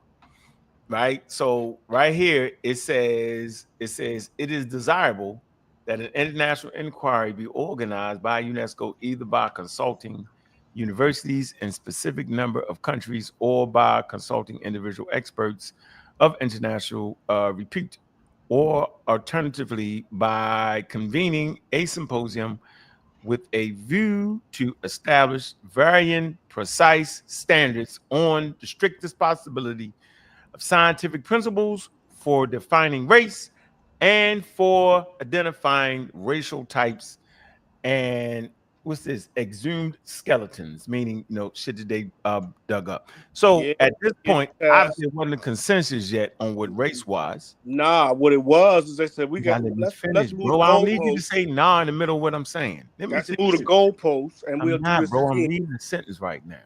So they did not have an established, it wasn't there yet. Now UNESCO, right, being a whole different governing body, right, a whole organization, they had established what race was. We know this because they brought out the 5 statements on race. But the overall scientific community, they were still in influx. And so the consensus will develop over time, all the way to at least 1980, where they finally developed a total consensus on it. That's Having a why they consensus on an object, on a thing, does not mean that all the scientists are there. Does not mean that. That's the only point I'm trying to make, bro. That's it. So yeah, the Republican, they right to talk about Negroes, okay? And as you always said, today they're the younger scholars, European and are trying to fix that which was wrong. They are fixing. Well, they ain't. Come on now, they ain't never gonna jump out the window. It's not fixed. They are not fixed. They ain't never gonna jump out the window. Come on now. There's still a lot of racism in this. In all sciences. No, hold on. I don't know about that way, but I do know that you can find a quote unquote museum now to say they African. You can. Before you couldn't find that, bro. It's crazy. Right. They separate the shit. Dr. Man, I just got back from the Louvre, and I'm saying that's the old colonial way of looking at the shit, yo. Right. I'm gonna tell you right now, the fact it doesn't even make sense. No matter what the fake Egyptians say.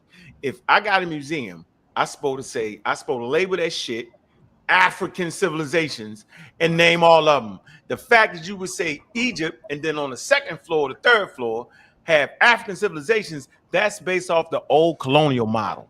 Right. Now I'm saying y'all can't say I'm not racist. All right. So you agree with it? It's still racism. All right. Yeah. I'm saying that approach is wild, yo. But nigga, we don't got enough money to make them change all that shit around too. That's another point. Like they say, all right, nigga, we ain't got the money yet. So y'all not putting no money to that. You would need the Egyptian government to know. As a matter of fact, the shit is in Britain and in France. All that shit is stolen artifacts at the end of the day, right? So now we trying to get the colonial powers to give back the goddamn artifacts, which they not going to do, right? Because maybe they may have worked some things out. I don't know the discussion on that, right? But you trying to get them to frame the shit like they not, man, it's not that, bro. That's why sometimes they lag behind a lot. But you know how when you up against a machine like I don't know, like Russia or Israel with the Iron Dome, and you out here with rocks, you got to fight anyway. We fighting with information. We just putting it out there and out there, keep putting it out there, and then every now and then one of the young, other scholars will come up and be like, yeah, this was. I understand why they was, even though they may not have had, scientific research back then, they should. I mean, they could clearly see on the wall. They knew what it was. So I mean, I understand why they fighting like that. Play Dr. Bison. She'll tell you. Hey, play her all the time. Get it in. Hey, I wanted to say, man, for me, pick up the street Sufi. We gonna give you proper introduction. God damn it! Pick up the street Sufi. He got a page, a YouTube page, but he don't even fuck with. He got a Facebook page that's bubbling, and he got Peter Hardway that he barely short born. That's him and Gullah show. Me, him and Gullah show. You know what I mean? We spoke. Yes, sir. But go ahead. What's on your mind, street Sufi? No, 813-129s. We're not doing the molecule thing today. Oh no! I was just gonna say I believe well, you said something about the Europeans. A lot of the monuments are stolen, but I have to admit, the Europeans saved a lot of those monuments because the modern Egyptians today culturally don't agree with a lot of their ancestral customs because they practice Islam at a large degree, and to Islam, right, they don't value their ancestral legacy in that sense. They know that they are the descendants of those people, but they don't care about. If it was up to them and the Europeans, the French and the British didn't come over there, a lot of that stuff would have been destroyed. Just being realistic. And Sufi, to be like Gullah, the piggy to veggie back on what you said, the religion kind of pushes against or pushes back on, renovate, what's the word, reverencing stuff like idols, well, not idols, but monuments and stuff like that. You're supposed to be humble. The religion pushes against, looking back at different things and holding that stuff up because it's all about Allah. But go ahead, brother. But but I'm just saying, like, most of the funding that these people get is coming from Europe. The citizens there don't get, they're not giving up anything. They're poor. So it's like most of the funding that the Egyptians get is coming from Europe. It ain't coming from Nigeria. It ain't coming from Ghana, Sierra Leone, all these other places that certain people trying to link them with. They get sponsored and funded most of the larger percentage from people in Europe or even in some cases China. When you look at the people that invest in that, if you look at the people that most of the revenue or currency is coming from tourism, you know. But the problem is that when you have people, including some Europeans, who try to deny the modern population from being those people, because that's a little trick that they do, because the modern population or the modern people are descendants of the ancient people more than anybody. And you got people in our group, right, so-called black people in North America, who wants to say, oh no, they're not that, and they're trying to put themselves there because they're stuck in this thing called skin. This is all this stuff is about. Then they're trying to deny the population that's there now, just like the modern so-called white people. They're trying to deny them. Yeah, not just you. Hold on. No, no, I kind of think y'all look like a Pharaoh. Reggie. I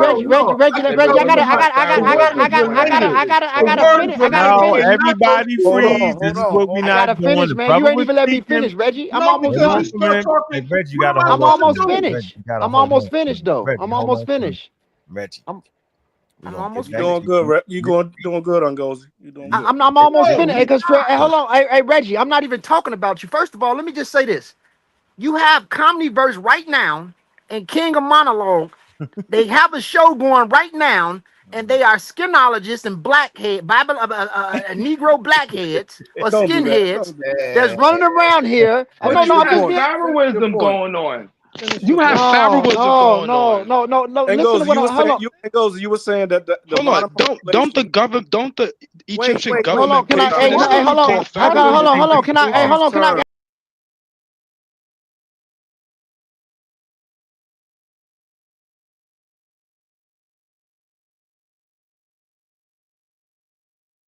All right, let's get back to some damn order here.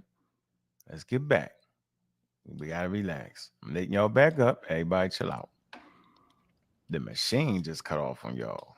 Go ahead, Gozy. You was speaking. So what I was saying was, I wasn't even referring to Reggie. What I'm saying is Comedy Verse, who Reggie uses for reference a lot, he just lied. Literally. He literally just lied. I don't get why people lie. He literally just lied. Like, people can't look this stuff up and say that the ancient Egyptians had a Benin sickle cell strand, and you look it up, that's not even true. He lied. On that. Yo, note that down. 3 the hard way, yo. We need to deal with that. We ain't doing, because you're gonna get into the L1 for you ain't doing it. But we're gonna do that on the show. Right. Go ahead, say what you're saying. But I'm just saying the blackology got to stop, bro. I'm not like, this stuff is pathetic. It makes us look bad. Modern Egyptians are the ancient Egyptians. They descend from those people. That's those people. That's those people legacy. But at the end of the day, they don't respect it. They're no different than American ADOs who don't respect Africa. Same thing. They the same people. I have a question for Sufi. I have a question. No, you don't. I want to finish reading this. Y'all see this? It's a recommendation. Hold, no, it's not real quick. No, it's gonna go fast. I want to finish my point, bro. My point was right here. It's not going nowhere. No, it is. I'm not running it like that, yo. I'm staying coherent. Just give me this one. We're gonna get back on that. He said something about the modern Egyptians. He said something about, that's what I'm about to ask him. He said something about the modern. That right? That's a moment to freeze. Fall back. I ask him later. Keep it right there. Yeah, keep it right there. We fine. I promise you, yo. Let me just get this out, so we can just look to the paper. What was the paper's recommendations, yo? I'm saying just enjoy being part of the first generation that actually took a great look at this, yo. Because everybody wasn't. What was their recommendations? What did they recommend? So go back. Physical anthropology, first of all, right? Right. Okay. They wanted to have more physical anthropology. Right. Okay. It is desirable, right, that an international inquiry be organized by UNESCO, either by consulting universities in a sufficient number of countries, or by consulting individual experts of international repute, or alternatively by convening a symposium with a view to establish very precise standards to the strictest possibility and scientific principles for defining more information. Hold on. All right, goes on. Let me see that the Egyptian authorities do everything in their power, like Gozy was just talking about, yo, to facilitate the necessary study and examinable of vestiges of skin, and that these authorities agree to set up a department specialized in physical anthropology. Okay, let's move on. Study of migrations. This is the shit that Ngozi and Gullinan be talking about. They felt like they need to get into a study of migrations. That's for true. real. Absolutely. Okay. is desirable. Systematic archaeological study of the earliest periods during which the Delta was inhabited. Yep. Right? Let me move on. They also include Nubia. Let's keep going. An inquiry right here. I'm just moving on. I don't want to read them shit. An inquiry on Paleo-African vestiges in Egyptian iconology and their historical significance. The case of the baboon and the leopard, the panther skin, have already been cited at the symposium. It would undoubtedly be possible to discover others. Linguistics, this is the thing. Look, so we can see, y'all, we were just talking about the linguistics, right? Linguistics. The symposium recommends, right, that the linguistic study be made without delay.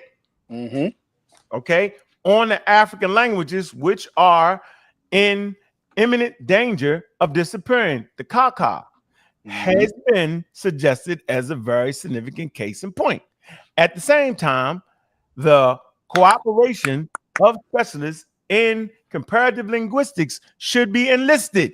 See, at the international level. That's right. In order to establish all possible correlations between African languages and ancient Egyptian. This is the fucking recommendation there. Absolutely. All right. Okay. So that don't mean that the shit they bought was all right. What it mean is it caused them to have inquiry. This is the greatness of them two brothers that was there. This is what should have been brought out damn near 30 years ago in the conversation. The community should have been spreading this. That's true. So I'm actually pro science, bro. I'm pro reading the document and saying what the document is saying. And watch this, yo. See, me and Reggie have talked about this shit. Now, Reggie know we've talked about this, yo. We have great conversations. Here you go. This is the big one right here, yo. It says interdisciplinary and pluridisciplinary methodology. The symposium earnestly hopes that. Why would you have to hope if you was actually doing it? Because they wasn't. It say interdisciplinary regional studies may be undertaken in several regions with the following as what's its priorities. Okay. B, the region between the Nile and the Red Sea. That's important. You know how many people live between the fucking Nile and the Red Sea, y'all? Nobody talks about that. I've talked about it. We do. Okay, it say the earnest fringe of the Sahara. Talking about the Sahara. The Nile region south of what's the 10th parallel. The Nile Valley between the 2nd and 6th cataracts. They just starting to get there on that. I'm gonna say this again, ladies and gentlemen. They just starting to get there. Yo, they got the new thing called Nubianology, ladies and gentlemen. And if you hear a person that studies Nubianology, guess what they say? They say that I have never even been to Nubia, but I can study Nubia from Egypt. I'm gonna say this again. Call me, no, I dare y'all. I dare somebody call me pseudo for making this statement that you have Nubianologists that actually studies Nubia and ain't never been to Nubia, but they can study Nubia within Egypt. You can a little bit. That talk right now. See, now I'm talking that talk. Now you can mistakenly think that I'm saying that makes them black. You can make that goddamn mistake because I don't even say that the Nubians are black. I say they are indigenous Africans. It gives us some credence, though. So here we go. So I'm gonna finish this point right here. It's an interdisciplinary inquiry may be made as a matter of urgency on the Kaka, who are what's this imminent danger of extinction. So that's interdisciplinary methodology dealing with linguistic things. And I think I've made my point because then they come to this part right here. But I just want to make my point so all sides, because I'm somewhere in the wild ass middle. Always end up that damn way, bro. It is what it is. I ain't tripping. I ain't mad. But sometimes I want y'all to hear what I'm saying, yo. Brother, feel what I'm saying, bro. Brother Ankh. Go ahead, brother. Good time, Reggie. Get it in. What you got for it? I only stayed on the channel because you asked me to. It's your turn now. Go ahead. Your turn. So I'm trying to figure out what King J's statement was about the black cattle. All right, so we can go back there. So let's go back to King J. Let's start there, and then I'll get to us about Ngozie's point. Oh, let me damn, I'm messing up. And So go. what did you say, King J? I'm right here, bro. I'm right here. What did you say about the black cattle? So hold on, Reg. I know I cut you off. I always find a good time to cut you off. I just want to make sure everybody got. That was clear. Got you. Hey, Reggie, I just want to make sure everybody got you on the big screen. I want to make sure everybody got what I say. Oh, Reggie. Go ahead, Reggie. I'm playing with you. Get him. Big Get up him, to Reggie. Kevin Chill. Go ahead, Reggie. Go Pop ahead. your collar. Go ahead, Reggie. King J, what did you say about the black cattle is only in one agitation? What did you say about that? Research. What did you say about that? Restate what you said. Where'd he go? He's scared. He don't want that smoke. He's scared. Because you about to show it on the screen and say, like, here, you can see it here. You're absolutely right. So I don't know why he came on here and that nonsense. Y'all don't, I mean, come on. He's a young trying to figure some things out. But when you're authoritative, what's the word that you use, Ankh? When people try to be authoritative, you got this great word that you use. Somebody say I misread that paper. I ain't misread that damn book. You know, if I can't do nothing else, I might stumble through words at times, based off of the way my eyes work sometimes. But I comprehend what the hell I read. You did good. And I don't. And let me finish. I make sure I take my time and I start defining words. See, I take my time. I learned I have to be careful with Ankh, but I don't have to be careful with some other people. So let me just do this. Now let's get back to this whole thing. If King J, you come on here and you start talking about your black cattle stuff, right? Right. So now with my brother Ngozi. Now look, Ngozi has always been one of my favorites. Brother to the end. Right. So. I was there when he was debating Zion Lex, and I was like, Ngozi, you got him, kill him. And Ngozi's such a nice person, and left him off the hook. I don't know. Maybe that other dude, the dude that was running the debate, was there, and maybe they softened up Ngozi, and Ngozi did just kill him. But let me just get back to the modern Egyptians. The modern Egyptians have lots of other groups in them. There is a part of them that is indigenous, right? Definitely related to the ancient populations. But there are other groups that are not, right? So they're not one homogeneous population, right? So when they start claiming ancient Egypt, right? That's all that they're doing. They're claiming it because of a state, but they're not all related. We have different groups coming into that area. So luckily we have genome, and they're doing a big genome study in Egypt, right? And the Coptics are concerned because they think that they are the most closely related to those people, even though they practice Christianity. If you want to go for the oversimplistic terms and say they them people, right? Well, they can't be them people, right? Because they attack sub-Saharan, but the modern Egyptian population has an increased sub-Saharan. So they're distinct from Nuiwat, and they're distinct from the ancient Egypt, the Nuiwat specimen.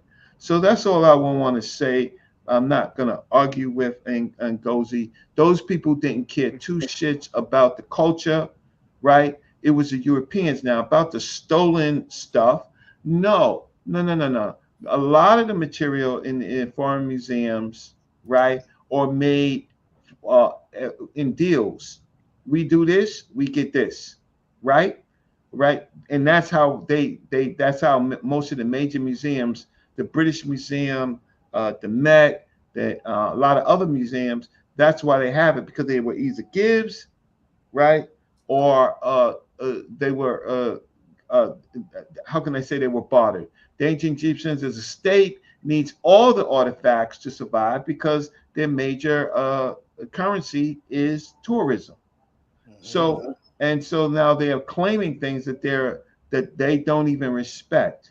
They respect it because it gives the economy money, but culturally they are not the same people. Oh yeah, Can I respond? Can I respond to you, Reggie? It's not an argument. Can I respond to you? Can I respond? Yeah, of course we love to argue over here though. Okay, so I just want to respond to you, Reggie. You can't use molecules today. No, I'm not going to speak about molecules. None of that. They don't understand. They don't understand that. Trust me. Yeah. I'm going to focus on what Reggie said. Well, Reggie, Zion, whatever his name is, Zion Lex, he got defeated bad, and that's why to this day he had to take that showdown. Zion Lex got embarrassed. He never proved his point about Sumerian speaking whatever, so he got embarrassed. So if I defeat someone mildly, I have a certain tactic that I go by doing things. The person that screams and get ignorant on certain panels is the loser. So he got destroyed. And in the second round, I found out personal demonstration, and I really didn't want to annihilate him, or a personal demonstration about the character, and really didn't want to annihilate him. So no, Zion Lex, he failed pathetically. But because I didn't react the way most people want me to react. It's a time and season for that. It's a tactic to me. So no, he lost bad. So no, I didn't let him off the hook. He got embarrassed. Hold on, Reggie. That's why he wanted the show took him down. That's why it's not up, and that's why he never put it on his thing, because he got embarrassed. He lost. He didn't prove his point. Next thing, the modern Egyptians, regardless, the modern Egyptians, even when you look at the Nurat study, it said they were 72% to at lowest 32% still similar to the populations, or still similar to Nurat mummy. So let me just break this down right quick. Even with later integrations, the populations with later integrations were still similar to those older populations. This is what I mean by that. The modern Egyptians represent every layer of time of the human population that's been consistent in those regions for a very long time, including integrations. So, for example, if you look at the modern population with this later Arab integration, which is not a lot, the Arabs only brought back something that was there in the older time period. So what I'm trying to say is that the people surrounding around the Egyptians are still more closer to the population that was always there, even with little genetic drift. So with that being said, let me just finish.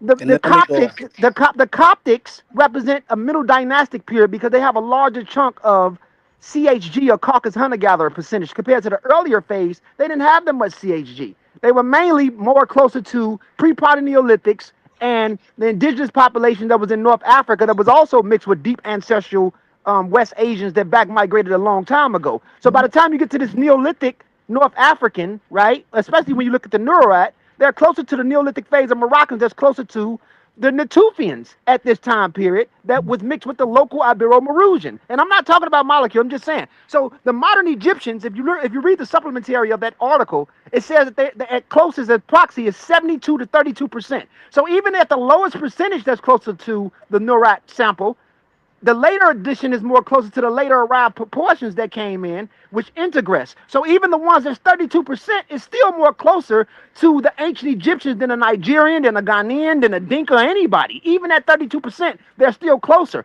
And those people represent every phase of time of the populations that's been sitting on that portion of the Nile in their history and layers of their DNA. So regardless to if the middle dynasty is more connected to the older dynasty or a modern Egyptian, they still share a deep genetic continuity that's been shared for a long time. Okay, so here's the thing. So what do you mean? I was talking to him. This is my conversation. You weren't gonna go back and forth, but okay, go ahead. Listen, I don't have to. Listen, I don't have. I'm the host. I don't have to do this. And you're right, Ankh. So what?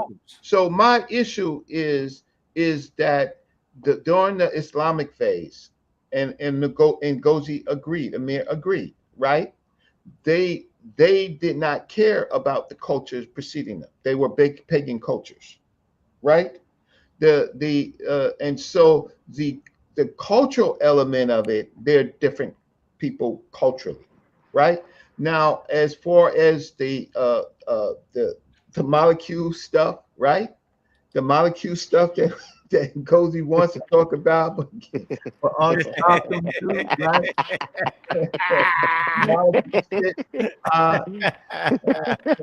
The fact of the matter is, they are distinct. What we're looking at is a statism. That's what we're looking at, where a state now tries to create history. But the fact of the matter is that same state was the state that stopped the language from being spoken. That state, that cultural state. Now it's advantageous to them because that's their money, but they are still distinct. And the information, though you have really good information because you do this work, please don't make people superheroes and special, right? Saying that they're the ancient Egyptians or closest to them. What are we really trying to say right? They have superpowers. No, it's the culture, it's the innovation, it's the religious beliefs or that the ancient people had that is totally distinct from this population closest to Coptics, because they still wove in the language and they still wove in terms and concepts, and so that is good. But the ones that are totally Arabic speaking, they are not. And please don't make the molecules have supernatural. Oh no no no no no no. And I, that's what I'm saying. can I respond? Can I They're respond trying to to you? do it. They're trying to do it like they're a race. See, what Dr. Hawass did was like it didn't happen anywhere else, but it happened in Egypt. They're distinct from even North Africans and Sub-Saharans. He did a kind of German analysis, and it's completely backfired. So Reggie, can I respond to you right quick, please, if you allow me to?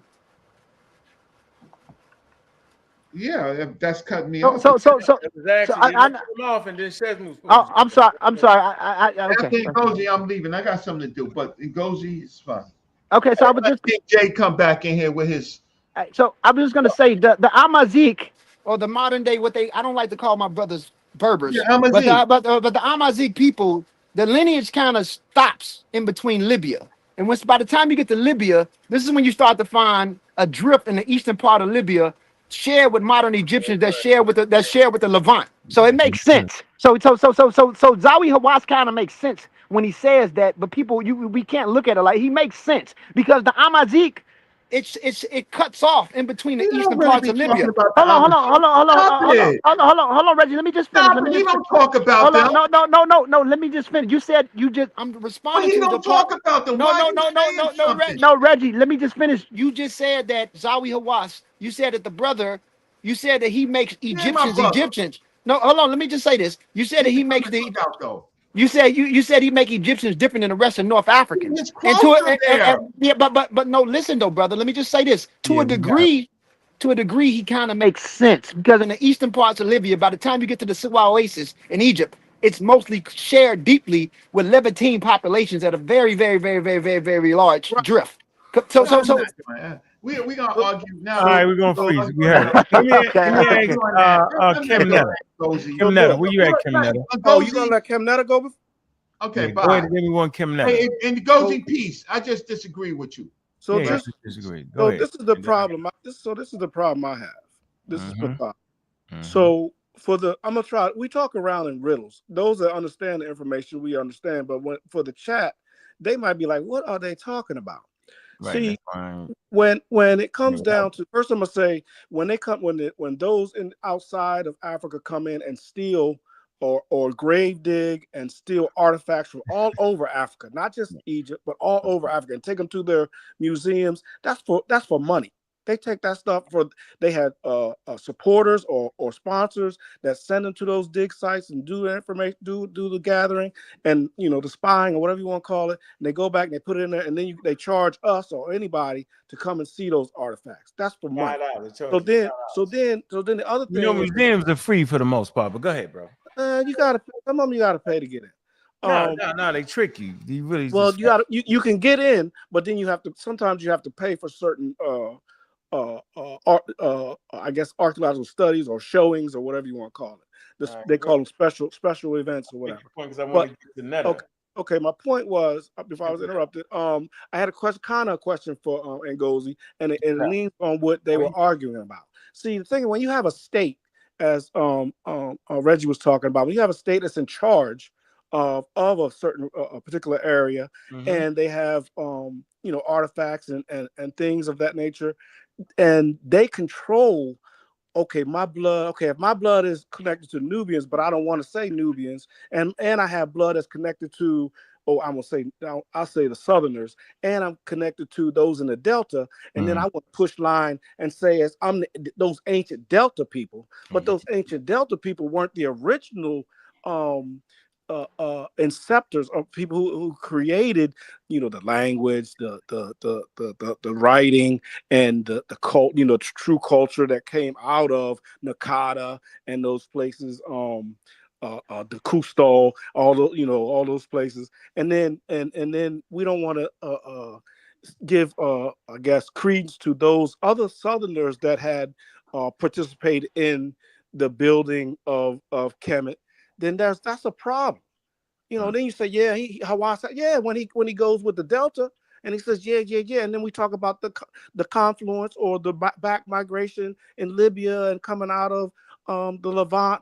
Yeah, when you control that and you control the DNA and you go get studies from this burial site, and because you know that that particular Nisut or king or pharaoh was a was a lower Kemet king, and it was at this particular time period, and then that make, yeah, of course, those you say modern Egyptian people are connected to the ancient, which ancient Kemetic people, the Delta. Okay, that's true. That can be true. Or if they're I'm gonna give it to you. Or if they're connected to those of we don't Nubia, care about and they nobody say, in the Delta, yo. We don't care about or nobody. if they All hold on, don't cut. are Egyptians, yo.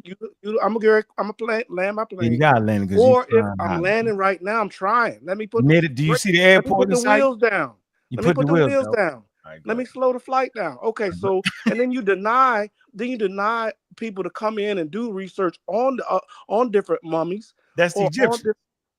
And then you deny the genetics that you have with those of the South. Then that's a problem. Now that was to Ngozi or Amir. So can I respond to you? Please Here's the do. thing. Yeah, make it quick because I want Okay. All of Egypt, from the Delta all the way to Luxor, and even some portions of Aswan, and even some layers of Sudan was part of Egyptian territory. They used the Magi in the military, especially when you go south. All of those people, from lighter to wheat brown to darker, are all Egyptian. All of them people. And also, I made a mistake earlier. CHG, or Caucasus Hunter Gatherer, it was in the Old Kingdom because they started to mingle with Neolithic Iranians that brought it there at an earlier period. But it increased more when the Hyksos came in, and they got a larger chunk of the CHG. So I want to say that properly, because Caucasus Hunter Gatherer genetic signatures here drift in. But go ahead. Give the audience a date. All right, hold on. Let's freeze. Man, I need y'all to like and subscribe to the show, first of all, man. All right. We just need to do that. We got to, bro. We got to slow this motherfucker down, yo. Like, share, and subscribe. Like, share, and subscribe. Yeah, yo, we got over 100 people in the damn building, man. Y'all enjoying the discourse. Well moderated, yo. We can hear the point, show. And Ngozi ain't going over y'all head right now. He giving to you straight. Man, this is one of them cash app moments, man. Go ahead and hit the cash app, show some love. We got one person that shows some love, man. If y'all enjoying the discourse, go ahead, man. You know what I'm saying? We got hold on, let me get it real fast. All right, because we appreciate everything y'all do. All right. Appreciate you, Ghost, man. That's some love right there, man. Appreciate you, bro. I talked about Sister Sci-Fi the last show. Show some love, man. So go ahead, show your support. Anything, either join the channel. Let me get the green because I'm gonna have content where only those who have subscribed to the channel can get to it. But show some love right there, man. We doing what we supposed to do, man. We like doctors over here. And you sleep. And when we wake you up, you might not like it. We fixing the things that's broke. We doing the hard work that y'all don't want to do. Y'all don't want to, y'all can't take the arrows. I can take them because we're in a high altitude bomber.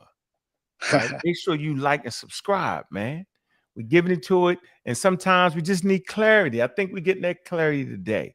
I've always been pro-African. My career on YouTube is based off of that. I'm not anti-African, but I'm definitely anti-foolishness and anti-scamming your intellectual real estate. I'll make it clear, right? Intellectual real estate. There's certain things some of us know. We supposed to let y'all know that we know. All right, so hit the cash app, show some love, man. Let's get back to the discussion. Now, on the screen, Kim Netta put this up here.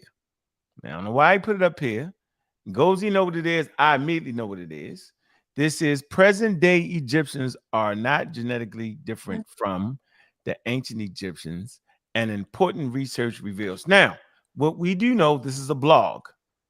Right, here it goes. The blog of Coptic literature and culture and politics. It's a blog. This is not a scientific paper, right? Let me help walk you through. So it's a blog, and they want to sell the blog. So they sell the blog by giving you a title that makes you think that they're saying something, but they really not. So a regular reader will read and say, present-day Egyptians are not genetically different from, or hold on, present-day Egyptians are genetically different from the ancient Egyptians. And important research reveals, nah, that's not really what it is. That gets your attention. So a person can misuse it like Netta did. Netta, you did that, Kim Netta. You thought this paper was saying that the modern day Egyptians was not, quote unquote, closely related.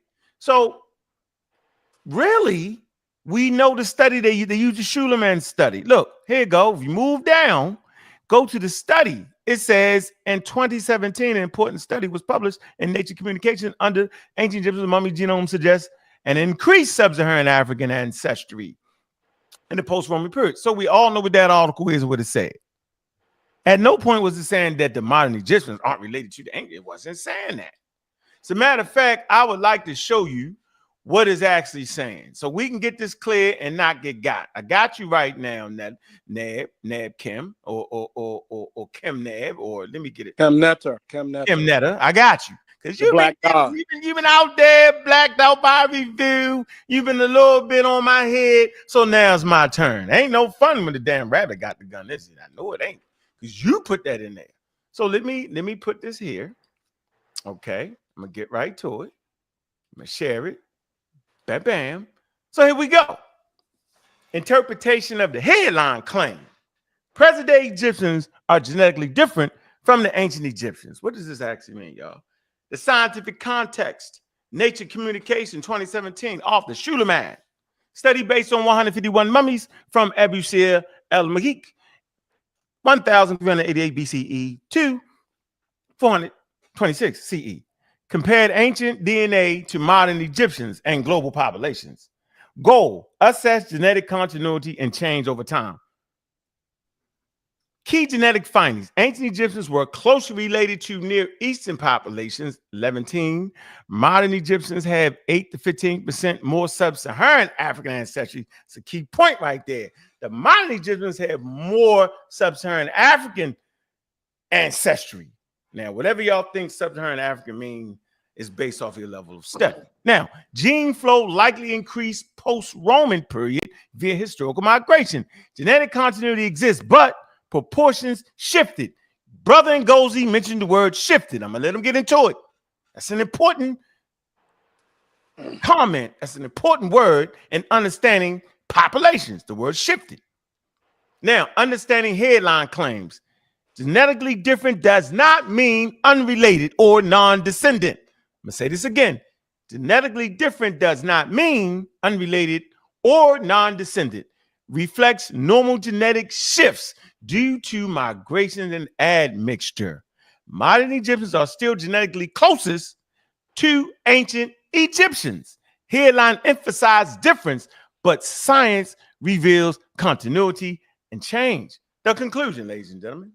Genetic differences are due to historical gene flow events. We talked about founder events. We talked about bottle events. We talked about all different types of events, but you're not actually listening to the shows. Make sure y'all support Three the Hard Way and the community skeptics and the pseudo killers, because then you'll be able to look at these articles and recognize what's going on. Modern Egyptians retain ancestral links to the ancient population. Study provides insight into Egypt's complex population history. Headlines can oversimplify nuanced scientific findings. And that's what it is, man. That's how we do it right here. I done put you in the pickle. I put him in a pickle, coach. Can I respond? So I just want to put that there. All sorts of stuff. Ain't no going back and forth. I'm talking. I'm in the middle. Go ahead. You will not cut me off. Right? So I surmise you will change the reason why you put that article in there. I wanted to kill you first and then hear you explain yourself out of it. Now, why did you put this article in the chat. Why did you do it? What's your reason behind it, brother? Now, you should have let me respond to your question before you did all that, because all you did was prove exactly what I was saying. If you look in the chat where I posted that link, it says specifically right here that present-day Egyptians are genetically different. Not that they're not related. It just said that they're genetically different from the ancient Egyptians. Said that the genomes of the mummies and of the mummified individual contain almost no sub-Saharan DNA. That dominate the DNA profile of the modern day Egyptians. I'm not saying that they're not related. I'm just saying that they have a difference in them. So all you did was say exactly what I said. Respond to you? No, you gotta let the man finish. Then hey, yo. I'm finished. I'm finished because that's all you did was say what I said. I posted this so that if people didn't understand. Presentation? Hold on. So you agree with my presentation? I posted this so that if people didn't understand what my boy was saying, what's his name? Who? I can't see his name on the screen right now because I'm on the phone. Ngozi. Ngozi. If they didn't understand what he was saying, I posted this so they can go and get, more research on what was going on. Not that I'm disagreeing. I understand that they are genetically related. They just have some differences. That's why I specifically posted. So you want to tell us about the differences? That I've never said they wasn't related. I was saying so when people say that we be saying, oh, the modern Egyptians ain't the same. That's the claim that I'm making. That what they saying here. That's how I'm saying. No, they are. Hold on. So wait, whoa. I wanted to jump first. Are you saying that you agree that the Mayan populations are more related to the Egyptians than anybody else on planet Earth? Are you agreeing to this? Oh, absolutely. Okay. They got like 22%. They got like 22% DNA trace with the indigenous North African. I'm not saying that nobody is more related. All I'm saying is this show that there's a difference. So then why are you fighting for the cultural context of they black? Why would you do that? If you thought now the reason why I say that they black because they called themselves black then, not in the way that the modern people use the word black. They had their own definition for how they called themselves black. On the whole population black. Go ahead. I'm not calling the whole population black. I'm calling the population. I'm specifically calling the population that use those terms black. Hold on. The population that use those terms. What population would that be? The people who called themselves black, the people who named the civilization the black civilization. Those people. Kemet, 12th dynasty. No, come on, says Moo. I got them where I want them at now. Go ahead. What? You heard what I said. I ain't mumble. You said what? The modern people without the mumble. I didn't say the modern people. You said the ancient Egyptians called themselves black people, but not the way we mean it today. Not today. The people say that today, right? So they didn't have the same meaning today. Hold on, bro. So what's the meaning we got today? We know when we say black what it means today. What it mean? I'm asking you what it means. Phenotypes, what we look like. We understand that. No, I didn't hear that. No. Come on, bro. You don't gotta talk fast. Don't nobody jump in. You said what? What do we mean today when we say black people? That's what? We mean African American and what identify your phenotypes. Okay. So what did the Egyptians mean? I got you. We got it. What did the Egyptians ladies and gentlemen, I'm gonna answer. You just said that. What did the Egyptians mean? Slow it down. Now, drum roll. Hold on. We want to get it right. We want to make sure. Now, what do Egyptians mean? Hold on, bro. I'm gonna get you up on the screen. What did the Egyptians mean by saying they was black? There you lay out. Go ahead, brother. Give it to us. They made sure they made distinctions between them and other people. You can see it in the paintings. You can see it in the way they talked about the cows. You can see it in the way they wrote the names. People had black in their name who literally called themselves black. And it's the same KM that you got when it referenced something that's not talking about land, when you see it first, before you see it anywhere reference to land. So we know they called themselves black as well, just like they got the word Kemet to you. So, but it's not the same way that we use black today, meaning like race or however they try to look at it in modern terms. So they did use the word black when referred to themselves. And that's so you basically saying they were saying that they could be dark skinned. Are you saying that? However they used it, that's how they used it. I'm telling you, that's how they used it. And I gave you primary sources. No, hold on, I gave you everything to how they used it. I'm not saying nothing. I'm letting them speak. You trap right now. That's why you're doing what you're doing. I'm letting them speak. So let's go back to the question again. Go ahead. So are you saying that they was basically saying that their population was dark skinned and would clearly show a difference between other populations? Because you mentioned the walls and all that. Is that what you're saying? I didn't say that all of the population was dark skinned. Enough of them for them to name the whole We thing. know that we don't know they had a distinction of colors. I'm not saying that all of the population was dark skinned. We know that the Nubians were or the so-called Nubians were the people that were dark skinned. So we're not doing that part. That's not what I'm saying. What are you saying? I'm just. Do you realize, yo, you on the witness stand right now? I said that, they right? use the term black when they refer to themselves. That's period. And that's backed up in the text. That's backed up in the text. Hold on for a minute, bro. You said that people use it in their name. Am I correct in that? Yep.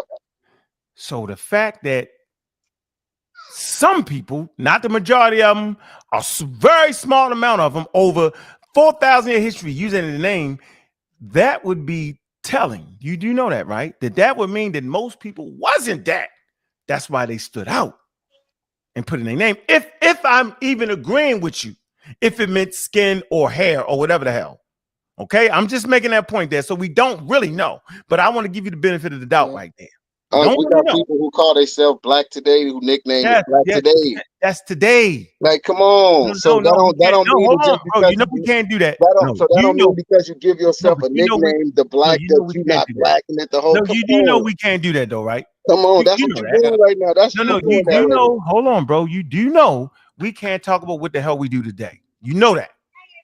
That's going to eliminate you from the conversation of being coherent. Okay, because we got to look at it the way the Egyptians looked at it. That's all I'm saying. So that's what I'm doing.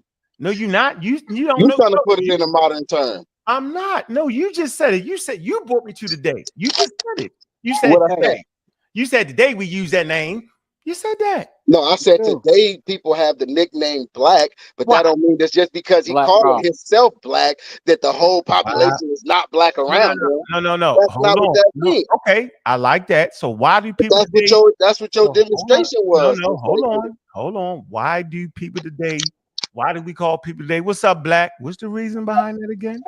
I'm not saying how we refer to people when we say what's up, black. I'm talking about a person whose nickname could be Boogie. Instead of his nickname being Boogie, his nickname is Black. We like, hey, what up, Black? That's his nickname, not like how we address him. Okay, well, let me since you skating around, let me get straight to it. The reason we call people black because they're darker than most people in that particular area, bro. What's up, black? It'd be dark-skinned people, yo. That's why African Americans do. Reason we call you boogie because when you was growing up, you had a lot of boogie snot coming out your nose, bro. So we not playing this game. So if I see you, right? If I see you and I don't know you, I can't say what's up, black, and you're not dark-skinned, but I can say what's up, black to you. I'm telling you why we do it. All right, but you not dark skinned, and I can walk up to you and say what's up, black. Nobody ever call me what's up, black. Now you reaching. How? Too much. Nobody has ever called me black. Black in our community don't mean dark skin. Okay, hey, bro, you playing. Black in our community do not mean dark skin. You know what you're doing right now? It do not mean you the blackest. You could be light skinned and you black, and we can say what up, black. If I walk past you in the grocery store, I can say what up, black. This is what I'm gonna do, bro. I'm gonna do this for you. We're gonna move forward on back to Egypt. So my point was, but just recognize you missed. Okay, so then hold on. With that source that I posted, we're talking about naming. Trying to misinterpret me right there. We're talking about naming conventions. Hold on, we're talking about naming conventions. So you saying the African American community, based off of African American standards, we can say that we can call you black because you dark skinned. We checking. We agreeing with that, right? Check. That's right. Not what I said. I said I used you. I used you. I said you're not dark skinned. Can I finish that? Can I finish what I'm saying? Because you wanted me to clarify what I said. Cut you off. So if you gonna let me finish, nigga, I wasn't in the middle of finishing yet, bro. Let me finish. You really trying to get out the conversation right now. Go ahead, bro. Come on, bro. So I'm saying is, me and you can agree that people will call you black in the African American community based off you being dark skinned. Can we agree to that part? Yes or no? But that's not what I said. I know. Can I finish it? Answer the damn question. No, because you're being tricky. I'm asking bro. I'm asking you this question one more time, or you just got to go because you're not going to answer the question. It's a two-part question. The first question is, do African Americans call people black in their community when they darker than everybody else? I'm saying I agree that's a possibility of it happening. Yeah. That's what we do. Check. Are you agreeing? That was what I was saying. That was part of what I said. That's part of what you said. Now the next part is they can also just say you black because you have married. What's up, black? Can we agree that? Yeah, what's up, Black? You ain't I gotta be said that talking. too. Okay, so I agree to that. So now let's move out of 2025, move our ass to the Nile Valley. What evidence do you have that that's the way they did that in ancient times? No evidence. But there were people who called themselves. Nah, I ain't talking to you, bro. I'm talking to this man.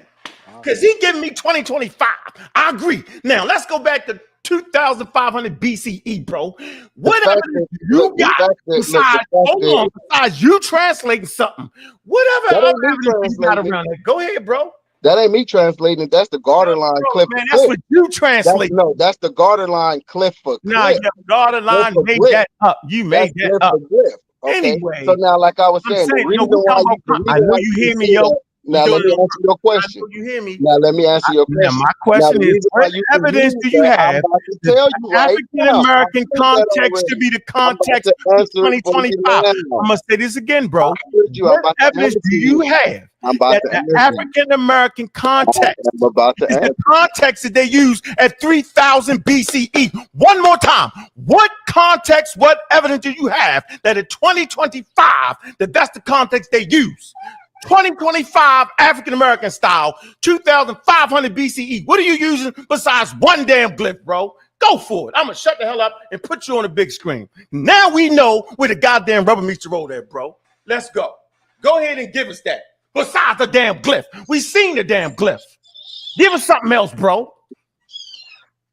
Now, like I said, the fact that they called the city, the nation, the Black nation, and not everybody in that nation is dark skinned. There you go, right there. But you want to play games like that ain't the same thing as what we just explained in 2025. So go ahead and play games. I want to put a shameless quote in real quick. Dr. Mayat show at 7:00. If we can, if we don't end this stream, let's move on over there and support her. Peace. I'm out, yo. I couldn't even hear that. That's like a sneaky move. I don't know what you said. What the hell was that? No, I was saying I wanted to put a shameless plug in. Dr. Ma'at is got a show at 7:00, and I want to, everybody support if they could. If we don't end the stream. Oh, you is? Okay, well, make sure you plug that. No, you plugged it. You just did it. All right. So you finished? So you saying because of one glyph, yo, that's where you want to stand on the one glyph? No, I could use the same two glyphs that y'all had old boy up there demonstrating that he broke down wrong. No, but we know. So you saying an expert broke it down wrong, but you right. An expert ain't gotta be always right. I didn't say that. You know what I'm saying? So we back on this again, yo. Who the hell is you that can do it better than niggas do it? That's qualified to do it. You got at least give me that. What you got, yo? I gave you the sources when I was telling you about it. So then what? Hold on. So let's get to it. So you telling me now that I'm saying that. Yeah. I'm saying what's the way the researchers research the glyphs, I'm doing it wrong, even though I'm using the same way they do it. I'm not listening. It's something you missing. So what's the conspiracy then? It's no conspiracy. Hold on. Listen to what I'm saying, bro. What would be the conspiracy? You say line for line. So don't you think they can see what you see, yo? So just give me the conspiracy. Say, yo, it's racism. Just say that. That's the only card you can pull right now. I'm allowing you. Go ahead, bro. Pull the card. Say, yo, it's racism. Why they don't want to say it, yo? They don't want to admit that the Egyptians called themselves. Is that not the same thing Diop said? So that's what you're on. But I just tricked you on purpose. You do know that you're saying you wasn't talking about race when you said the word black. I want to let you know that's how sharp I am. You know you said that, right? So now you can't come back and say that's what Diop's meant. Because guess what? I know you meant what Diop's meant. See, but I just wanted to show you, yo. Stay sharp in this conversation. I'm going to get you. That's not even what happened. What happened was when we was making the damn conversation, we were saying in 2025 how will we use it and match it to how they used it in the ancient day, and that's how I told you about the nation of Kemet being called the Black Nation or the Black Civilization. So that's what happened. And now you're trying to make it seem like I'm talking about race by trying to switch and ask me a separate question. You switch and ask me a separate question. That's something whole separate. So Diaz was talking about race, though, right? Yeah. So why'd you just mention his name since you're not talking about race? Don't bring him up because he definitely talking about race when he said they was black and the glyph mean black people. Because you asked me why won't they say it? because that's what they doing. They So doing the maybe they same won't. thing. So maybe they. So they even you agree Okay, that so they watch weren't this. talking about Look, race. okay, so No, watch whoa, this. whoa, If whoa, I whoa, whoa, see you wait, feel, no, we got a point. go We ahead. got a point. Hold on, we got a point. So if you agree that me and you ain't talking about race, but you agree that Diaz was talking about race, then why couldn't the symposium agree like me and you agree? Because they saying they wasn't talking, there ain't no such thing as race. So I think the symposium agree with me, you, and the symposium. So at least you're agreeing right now that you don't agree with Diaz was saying. Am I correct on that? I'm gonna get you on tape. As far as the race, because we know if we're gonna talk Thank about you. race, it's just one race of people. That's the human race. They was We're on gonna the do that. Thank you, brother. I It's just only one appreciate race of humans. We know that. No. So since we know that Diaz was talking about race, but me and you agree he was wrong. The Cairo Symposium agreed they ain't agree with that. So at least we found common ground. So now where me and you trying to hash out is the point where you say that when they meant black, they meant it like we mean it in 2025. Remember, you said there's two parts to it. One part if you're a dark-skinned person. The second part, if you just a black person, which means you still would have to use race, bro. I don't know why you can't get out of this, bro. No, you don't have to use race. You can use phenotype. You saying You can use phenotype. You don't have to use race. It's phenotypic. So you saying when you say what's up, black? I got this. You know, African Americans got varying phenotypes, bro. You tripping now? Right. That's why. That's why I used you as an example. Wait. That's why I used you as an example when you was talking about dark skinned people. I said they don't got to be dark skinned. I could walk up to you and say, "What's up, black?" Fused up now. That's I just fine. want you to know you was not coherent. You just left being coherent. I don't want you to know. Let me do this, though, man. Let me So shout out. now I can't say I can't. No, you good. Hold on for a minute. You got it. Big up the brass, man. Appreciate that, man. Yeah, I mean, he say grinding content on Sunday. It's a way to set an example. Respect PK. Black Egyptian wins again. Man, big up the Tri-Media, man. You know how we doing it, man. They got some conversations on their channels gonna make you mad. Yo, we over here fighting. That's a good one. Okay.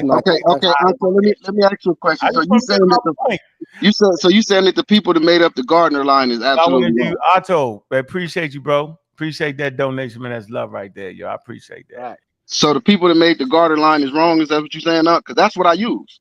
Is that what you're saying? No, I want to stay where we at, yo. You know I got you in a nice little space right now. Go ahead. Get it out. I don't agree, but go ahead. I ain't running for nothing. In a space. You're in a space where you say you're not talking about race, but some kind of way you let me twist you back into race. Because no, you did not. We guess what we stopped at for I put the thing up.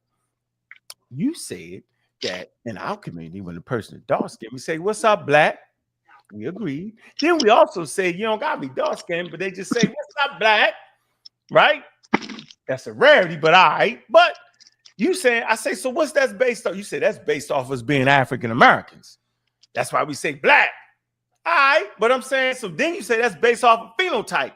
Yeah, because people think there's a black race. That's why it's the phenotype. So now you saying that the Egyptians are making determinations based off of phenotypes. No, that's not what I'm saying. I said, I'm just saying the word black. You don't gotta be dark skinned. Phenotypes, I said we was talking about in today's time. No, I'm talking. Okay, so what they talking about in the so what they talking about in ancient times when they say black? Then yo, like I just said, when they named the nation of black people, that's what they talking about. The people that's black, and they are all different colors. Based off of what? They range from colors to you to me. No, based off of what? The Aamu. Based off of what? The difference between the Aamu. Hey, the Aamu got the same complexion. Must we bring up the skin back? No, but they also knew the distinction between the Aamu because they came from the West. Nah, you messing it up. They came from the East. Yo. Hey, my bad. The East. I was thinking of the Tamu. My bad. But yeah, the Tamu. That's the Libyans. Yeah, that's the Libyans. Not just them. They also called the Europeans the Tamu. That was for they never did that. Stop. Oh my God. All right, pseudoism, yo. No. Oh my God. Tamu was just for Westerners in general. No, they talking about they not the Egyptians. That's not, man. The time. You know what? And that's a whole nother conversation, bro. That's the Libyans. It refers to the Libyans, bro. All right. When they got a Libyan dynasty, the time. Anyway, Back to our thing, bro. So you trying to come? I'm saying if you look at the skin color using Egyptians, it fits other people that ain't Egyptians, yo. So then how could they make that distinction? I'm saying they made a distinction culturally, the way they dressed, right? The way they did their prayers and sacraments and what you call it, sacrifices, yo, right? The way they spoke, yo, is what determines what the Egyptian is, not the skin color. But you saying that they looked at the whole population. I don't know how the hell they would look at the whole population, first of all, because the text you use is talking about a specific period. I want you to know I know that. So I don't know how they seen everybody. It's not like now we can look at the whole population. They couldn't look at the whole population, bro. So you saying they made phenotypical judgments, yo? Is why they called themselves the black people?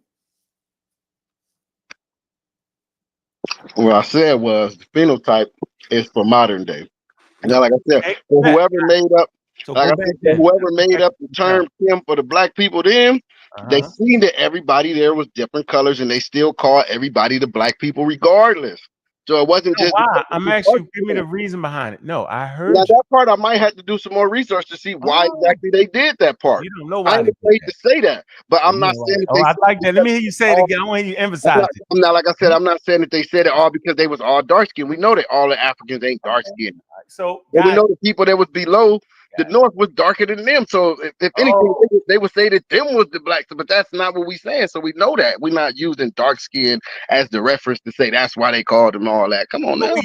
We using brown or light skin then. We're not using dark skin because the damn Nubians knock your head off because they black. So we're not going to, but we're going to use brown skin. So they use it because they were looking at people that was brown skin. That's what you're saying. The Nubians didn't run that until later. What? Hey, man, we got a gifted one community skeptic membership right there, man. That mean he gifted somebody that, man. Appreciate you, bro. D Burn 25, man. Man, let's see if we're gonna get at you. Make your point again, yo. See, you get it though. You get what I'm saying. You can understand my trials and tribulations on this, can't you, yo? At least today you can see where I'm at. You saying you don't know why, right? We need to know the why, yo. At least try. I'm saying I can look at the experts and they give you the reasons why. They give you cultural context why it don't make sense. So you basically saying they were talking about people that was brown, the light, not dark, the light, but brown, the light, huh? All right. And then they left out the dark skinned people. All right, bro, I hear you. All right. Great conversation, I think, bro. Mm-hmm. What I said is I didn't use solely dark, not just dark. I said it was a wide range of colors. Keep trying to leave that part out. I never said that the dark people wasn't included. I said it wasn't just dark. You're trying to make it seem like I'm excluding them out. Like, come on now. The Nubians was the group of people that was predominantly dark, but even the Egyptians had some people that was probably equally as dark as them, even though they're Egyptian. All right, so you found a reason to think. So your reason why they called people Kemet, the whole nation, at a certain period is because they had people that was brown skinned and light skinned. That's not what I said. I said for whatever reason they did. I already said I'm not saying I know the specific reason. I got to do some more research into that. I said for whatever reason they named them people the black people, they had a reason because that's what they named them. Because that's the literal name of it. Okay. There is no land determinative. It's always the people. No, or it's the civilization sign with the X and the circle around it. So they literally talking about the people, the nation, the inhabitants of. All right, where we at? We at 2 hours. We almost at 3 hours. I want to do you a solid with the Whitterman and then finish off with the video that I'm gonna let out today. All right, y'all ain't saying this, but y'all. I'm gonna hit this. And then, I'm going to release a video I wanted to release. All right. Yeah, King J, you ran, King J. They trying hard over here, but it's fun. I ain't mad at you. I like the conversation. I feel like if the conversation get a little heated, that's good. But as long as we keep it, funky and cordial, Kim Netta, I think that's good. We supposed to be heated because we arguing for our point, and I think that's good. And I ain't got disrespectful one time. I ain't even cursed at you. No, not even a little bit, bro. I ain't even got loud. No, I'm a loud dude. Anyway. No, I ain't saying there's nothing wrong with it. I'm just noting that I ain't even did that. No, you did. Matter of fact, I will make sure I won't get loud with you no more. I like that. I like your I wouldn't mind if you did. I like when people get hostile. That way you can come get it. And you can come get it. That makes it better. Yeah. So I'm saying I appreciate the conversation. I don't want you to think that you can't come on the channel and get a fair one, because you can. Yo, I'm just saying it was my turn to get this one. Let me get my turn.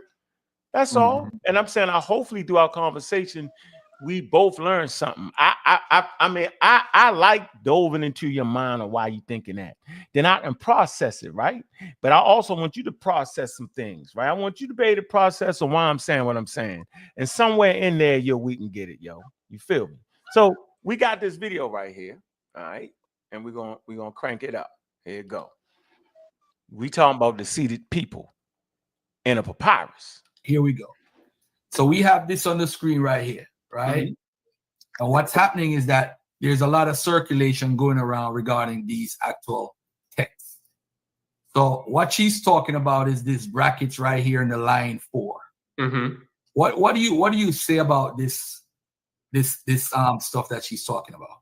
So again, I have a lot of kind of philological comments to make, but I think before we launch into the really complex way that I think we as not only as scholars, but also kind of just people that are partaking in the current media landscape need to think about citations and kind of evidence that we're presented, is we need to always kind of think critically of it, as kind of the scholar that you were quoting from in their email mentioned very nicely. Before we get into this, though, I would direct our attention elsewhere in the text. So if we can just move the focus a bit to the column on our right. Okay. Because then we can see that we do have the word clearly in line 3 and line 5. Hold on 1 second. For some reason you froze. All right, so let me pause this. Your programs, Garfield, remember? Right. All right, go ahead, my brother. So the one thing that I wanted to say before we delve into the complexities of the kind of what a restoration means and how seriously or how critically we should be thinking about a restoration, I'd also like to just point out that one of the valid kind of ways of looking at a restoration is also to look at other portions of the text. So, for example, if we're just talking about this word and whether we should believe that this word appears in the text, fortunately, our answer there is somewhat easy because it does appear elsewhere in the text. Again, if we understand the restoration correctly. So if we just are looking at the word kemetiu and we're just looking for evidence of that, if we go to, as I'm reading on your screen, plate 3, and we count down to the 3rd line under plate 3, and then the 5th line under plate 3, we see the kemetiu group written clearly without being located in an area of damage or an area of speculation. We see it very clearly. So that's kind of one kind of anchor of certainty that we can kind of ground ourselves on. But now to go back to the actual the line that you were mentioning, which is plate 2, line 1, 2, 3, 4, line 4. So anytime you see square brackets, what this usually means is this is a part of text that is a part of an ancient text that is lost, but the area within it has been reconstructed by the editor in a way that they believe is justified. And presumably also the way that kind of others in the field would agree is justified. In this case, where if you notice that the bracket on your right is kind of bisecting both the first glyph on the top and the first glyph on the bottom. The first glyph on the top, by the way, is the biliteral K and M sign, so Kem. And then the glyph on the bottom is your T. So that's how we get Kemet. If it's bisecting them, that it probably indicates that some of it is restored, whereas other elements of it might be visible on the papyrus itself. So that there is a good indication or that the editor feels comfortable enough making the restoration based on the traces that are there. However, if you really kind of, again, want to continue to dive in on this question, then the next thing that you should do is you should look for the actual hieratic text that this editor has that this editor has used to produce this hand copy, which if you like, I'll hold up the edition that I just happened to have. Bring up yours, Ankh. Bring up yours. Okay. Yeah, I want to see his first. I want everybody to see the book. That's a good book. See, I love books. Where is it? Yep. There you go. Yeah. So we're dealing with this group right over here, which you can see is clearly written in the hieratic, but which there's hash marks over it. So again, this is helpful, but it still indicates that, because we don't know how the hash marks indicate damage or indicate loss, but we don't know how much loss it might indicate without looking at the picture. Okay. So now we need to also then go to the picture of the papyrus itself. And I think, all right, there you go. You put it up, Garfield. Yeah, there you go. Amazing. Okay. And if you see, I don't, if from where the mouse is, if you count down, that's line 1, 2, 3, 4. Yeah. Right. And if you can see that, in fact, the text is pretty heavily lost.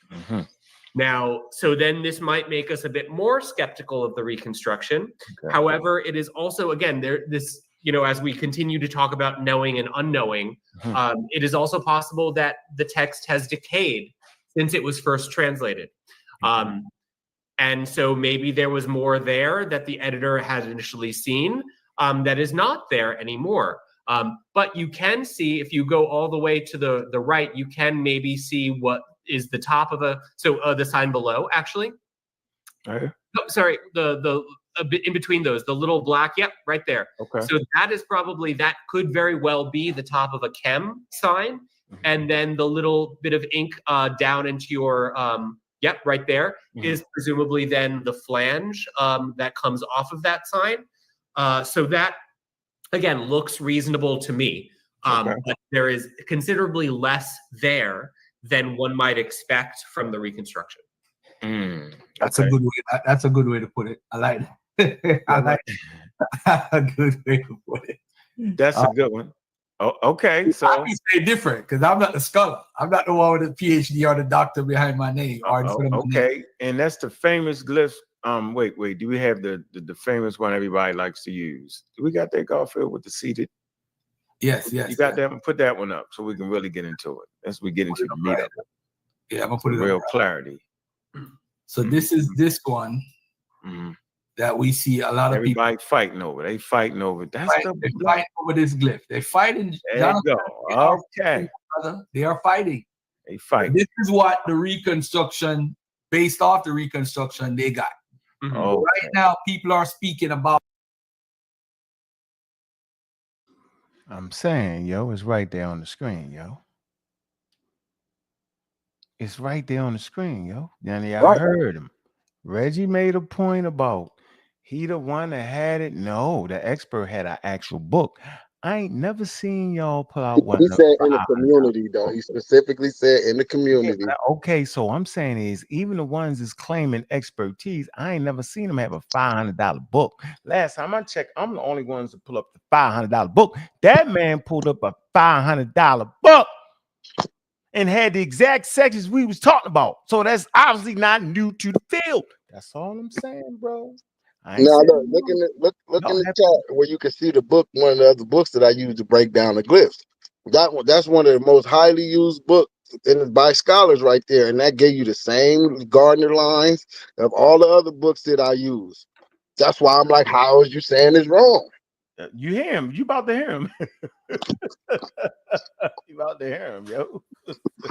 You can get that on a PDF, yo. You playing? I done heard this part already. That's why I posted what I posted to this. I hadn't heard all this already. Yeah, that's on. I heard how you broke down both of them. Yeah, why you playing, yo? So you got the book or the PDF?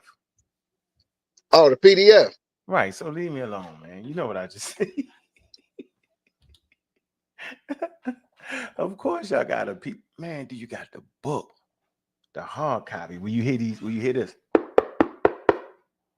Are you saying the information is different because it's digital? I'm saying where the book at, yo. No, I'm asking though, is the information different because it's I'm not digital? sure. I'm not sure. You might have the pseudo PDF. I'm Then not sure. come on, don't say you're not sure, then, man. If you're trying to do that claim, come on, come on. Now you've been disingenuous, man. I'm being. You caught me Come twice. on, come on, don't do that, man. I sharp listen, man. Come on. You caught me twice. I sharp listen, man. Come on, you playing games. So now you know how I feel, right? So you get it, right? That's why I be saying what I say, and I stand on it because I got the references from these primary books that back up the glyph breakdown.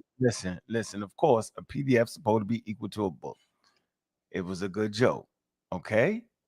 But if I didn't know it was a joke, it would have just slid and people would have took it. No, it wouldn't have, because I don't do no lying. I don't got to. No, it wasn't a lie, but it was just a quick slide. But it was just a quick little sleight of hand. No, because the book mean more than the PDF, dog. I hate to tell you. I just hate to say it, but I'm gonna say it. Having a book in your collection is a little more slicker than having a PDF, yo. Now you might say for like sentimental value, I'd understand that. Value is just when you know what I'm saying? Yeah, but so a scholar gonna have books and PDF, bro. If that's the conversation you want to have, yes. With that book, just having it been and pull up that archaeological survey. But you can't discredit nobody if they had a whole library full of just PDFs. As long as the information is verbatim, you can't argue that, man. I can understand that. You can't even argue. So that's fine. We want the audience to know that you did not agree with nothing what that man just said. That's all. We just I still don't agree with what he said. I ain't gonna change. I ain't gonna change on that. I still don't agree with his breakdown. Thank you. So we're gonna hear his breakdown, and I want to see if everybody watch how clear this be. It ain't gonna be hard. Y'all shit hard. Watch no, it's not. I gave you line for line. It ain't hard to match it up. It is hard. Here you go. Here you go. Hold on. Here you go. This in absolute, like, yes, this means black people. They're stopping the video with you talking, saying, you heard what he said, and they saying, hey, this is what the meaning of Kemet, black people, and they're using the cattle. Oh, before we get to this, we got to go to the cattle first. Before this, but this is the cattle first. Yeah, we got to do the cattle because the cattle is what they're using to say, hey, you see, if the cattle says X, Y, and Z, why don't this mean black? I got it. I got it. I got it right here. So this saying that this means black cattle, but you brought out something earlier that this is actually a what? Yeah, so this. That's why Reggie ran, because you know he's about to kill Reggie. He killed Reggie right here. He killed everybody. That's why. What I gotta say is he's doing that without the book. He's giving you what he believes is saying without being able to line it up with no text. When you try to line up the book already, brother. No, we gave it to him. When you try to line up what he said with the text, his definition don't line up. What? What'd you say? Don't line up with the guarded line. What? He just made that up. What you say? What you say, Kim Netta? All right, let's see. He ate Reggie up. Here you go. Reggie gets ate up right here. I don't care what I'm telling you. Here you go. This is a word. So if they just wanted to say black cattle, meaning male and female cattle, they would have just been able to say kem. So or kemu. So there would have been no T. You see, there's the kind of like this this initial sign, and then there's an owl, and then there's a kind of half circle. This is the half circle is the T. If they just wanted to say black cattle, there would be no T. What the T indicates is that they're talking about a feminine thing, and in this case, they're probably talking about cows, specifically female cows. So cows that are, they're not bulls, so you can keep a lot of them together. They're not going to be, necessarily violent, and they're not going to kind of, challenge each other for dominance. They're going to be cows that produce milk, that are very, very, convenient to have in a domestic context, that then when it becomes time to kind of create offspring, you just bring in a single male bull of whatever color that you want, and then kind of he mates with all the females, and then you move him away so that, he's not a problem or a distraction. So I think that's how I would translate this word as black cows or black female cattle rather than black cattle in general. Okay. Wow. Mm-hmm. Hold up. That changed the game totally, because they were saying this is the black cattles, as in plural, And then since this sign looks similar to the other sign, this means black people. So that's where And y'all know it's a difference between a cow and a bull, right? It's a difference between a cow and cattle too. So let me ask the brother Kim another question. Bull got nuts. Did y'all know? Obviously, it's male and female. That's why in that example right there, that's a bull. That ain't no female. That's a bull. He's saying, hold on. So he's saying it's not. He said it's a female cow. That's a male bull in that glyph. He got horns. Female cows, they don't have horns. That's a male bull. Okay, Kim Netter. Hold on. Let me ask Kim another question real quick. No, that's a good point. It's not a good point. It's not a good point because no. He don't know what he's talking about. Well, it's not. Come on, man. He don't know what he's talking I'm about. gonna rewind that again on why the man said that though. I ain't gonna say he don't know what he's talking about. No, I'm talking about Kim Netter. I know. I ain't gonna say that. Because so that's right there, right? He's showing with the horns up. That's the E1 glyph. That's the bull. That's the bull. It's Ka. That's how you say the bull, Ka. That's the E1 glyph with the horns up, right, Kim Netter? I would have to look in the book. I ain't as all familiar. I always look in the book. You don't know what you're talking about. That's what I'm saying. That's not true. The That's E1 not true. glyph. Hold on. Let me respond because you said I don't know what I'm talking about. Let's not talk over each other. Hold on, because you said I don't know what I'm talking about. When I see a reading, I take the actual glyph and I put it in the book and I find the actual garter number for it for the exact glyph that we looking at. So I don't just make up shit. That's why when you ask me, so hold on. That's why when you just asked me, hold on. That's why when you just asked me, I couldn't say for sure. That's why I said I would have to look to say for sure. That's exactly what I'm saying. That's all. I don't know what I'm talking about. Okay, so Kim, we've already done the work. So if we are familiar with this and you don't know what you're talking about, familiarize yourself for first before you make the claim. So when I told you that that bull is the E1 glyph, that's the Gardner sign, E1. You didn't know that. So the E3 glyph is a calf, right? E1 is the bull, E3 is the calf. So if I ask you how to say black cow, for instance, right? How would you say that? If you don't know, just say it. How do you say black cow in Egyptian or Metanether? How do you say it? Pronounce it. Black cow. Kim Netter. Exactly. You was talking a lot, but when it came down to really somebody asking you a specific question, I'll give you the answer, and I'll give you a hint too. Kim is not in the word. It's not spelled with anything with Kim. It's not pronounced anything Kim, right? It's Murti, right? Correct? How would you say a black cow? Murti. It's not Kim anything, right? In that instance where he gave this right here with this black cattle, the brother is right when he says that the Kimi would not be pronounced with that T. I jumped off the panel, but I gave the only one occurrence earlier when I was talking to Brother Reggie, when it said the black cattle. It's spelled with the E9 glyph, and it actually has the phallus, right? And it's Kimi, and it refers to an area that was added to the cattle pasture for the black cattle that my father, that's the exact text. It says, the area that I added to the cattle pasture for the black cattle to my father Menace is 60 aurochs, 60 acres. You understand what I'm saying? It doesn't have anything to do with divinity. So it could even mean what? Bull or cattle, right? It means right on the screen. It means the collective. So right here, the E1 glyph. Mm-hmm. It's right there. S a bull and then D cattle. Or cattle. That's the collective, right? Mm-hmm. So that's what he say. All right, come on. Never let them trick you. Hold on. Yeah, they're trying to trick you if you're not familiar with these signs, because they're trying to make them. Hold on. Let's go back. Let's see. Them together. They're not going to be, necessarily say chem. So or cattle. Oh, before we get to this, we got to go to the cattle first. Before this, but this is the cattle first. Yeah, we got to do the cattle, because the cattle is what they're using to say, hey, you see, if the cattle says X, Y, and Z, why don't this mean black? I got it. I got it. I got it right here. So this saying that this means black cattle, but you brought out something earlier that this is actually a what? Yeah, so this is a word. So if they just wanted to say black cattle, meaning male and female cattle, they would have just been able to say chem, so or chemu. So there would have been no T. You see, there's the kind of like this this initial sign, and then there's an owl, and then there's a kind of half circle. This is the half circle is the T. If they, excuse me, if they just wanted to say black cattle, there would be no T. What the T indicates is that they're talking about a feminine thing, and in this case, they're probably talking about cows, specifically.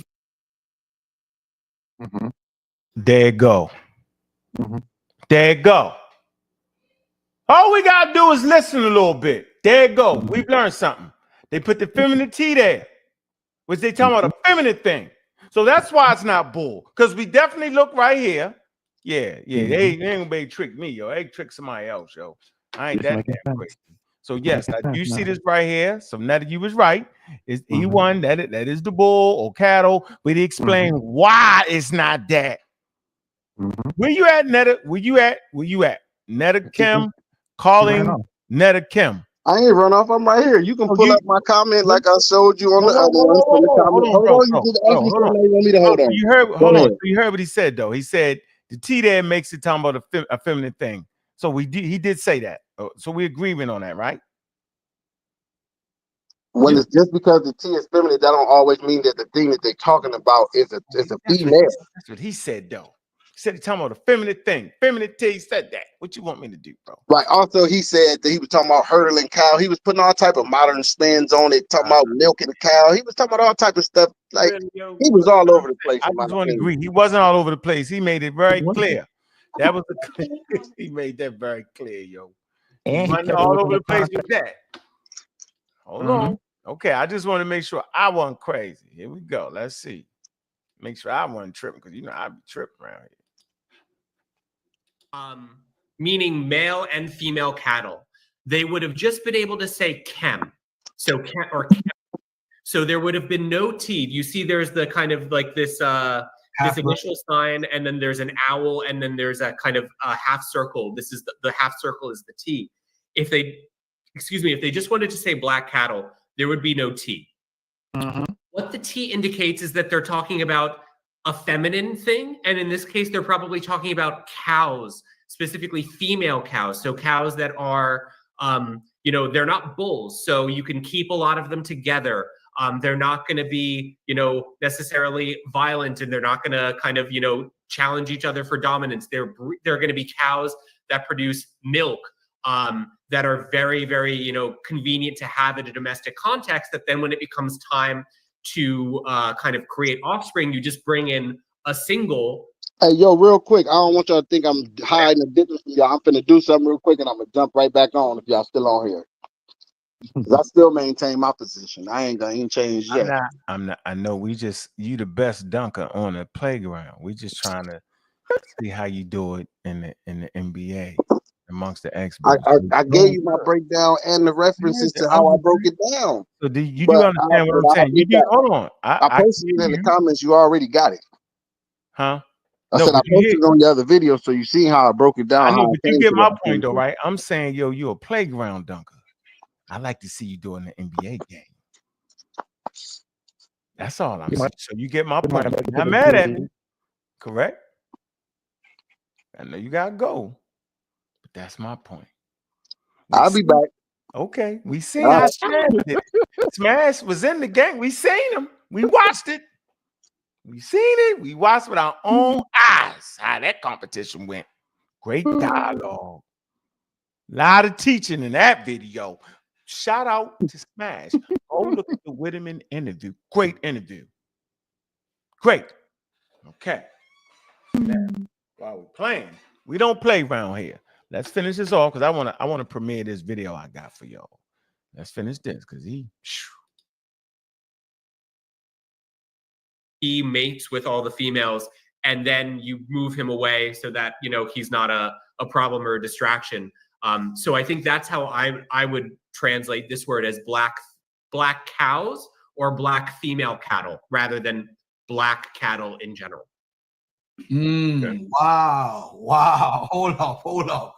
That changed the game totally, because they were saying this is the black cattle as in plural. And then since this sign looks similar to the other sign, this means black people. So that's where the argument is. The argument right here. Well, so then this is interesting here because basically, so now we're looking at something. This is again, it's so interesting because it gets into the complexity of a language that involves both phonetics and figurative depictions. So you might look at this, you know, if we got rid of the two-seated people and the plural strokes below them, we might look at this and say, oh, this means Black women. But then we clearly see in the classifiers that there is both a man and a woman. So therefore, we have to understand this differently. But we still have to take the T into account. Again, if they just wanted to say Black people, if they're saying a plurality of male and female individuals, then they default to the masculine plural, just as many contemporary languages do. You know, if there's a kind of a mixed group of men and women, you can use the masculine plural instead of, and you don't use the feminine plural. The Egyptian language worked the same way, but here we have that T. So now we have to take that T into account. So basically, this now, if we take the T into account, it must describe the abstract notion of that which is Black. But then there are people that are said to be belonging to that which is Black. So this is a word, this is a grammatical term that is in Semitic languages called a nisba. And it's basically when you take an adjective or concept and make it a noun. So instead of saying like, what's a good example? Instead of saying like the verb to be happy, you say the happy one. And you usually do this by adding a Y, which is unwritten usually in the hieroglyphic writing system because it is a weak consonant, and then additional gender or plural markers.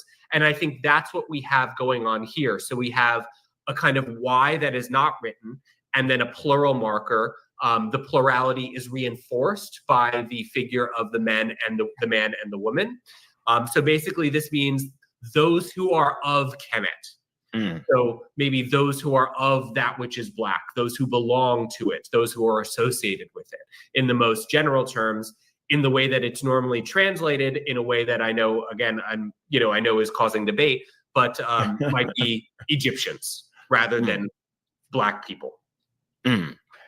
Okay, that was very definitive. We won't be arguing that anymore. Another thing too, if they're already Black, why do they need to write that they're Black? Okay, I know you're familiar with this right here. Okay. Yeah. I'm gonna play it. This is you talking. Okay, here we go. It's really interesting because you have so the interplay of. And that's funny because that don't got no horns right there. King J, you see that, right? Yeah, I'm looking at it. They ain't got no horns on them. Yeah, but these are the drivings of the driving of the cow. Ain't no horns on them though. Nope. Interesting. Man, big up to the community skeptics, man. Big up to the pseudo killers. Like and subscribe, man. Hit the Cash App, man. Show some love, man. We had a good one today, man. We almost to the end. We make sure y'all support the channel, man. Whether you agree or disagree, you can agree, yo, that we doing our thing, man. I'm going to get off because I want to make sure that I catch Doc. Let's see. And make sure. All right, let me finish this though.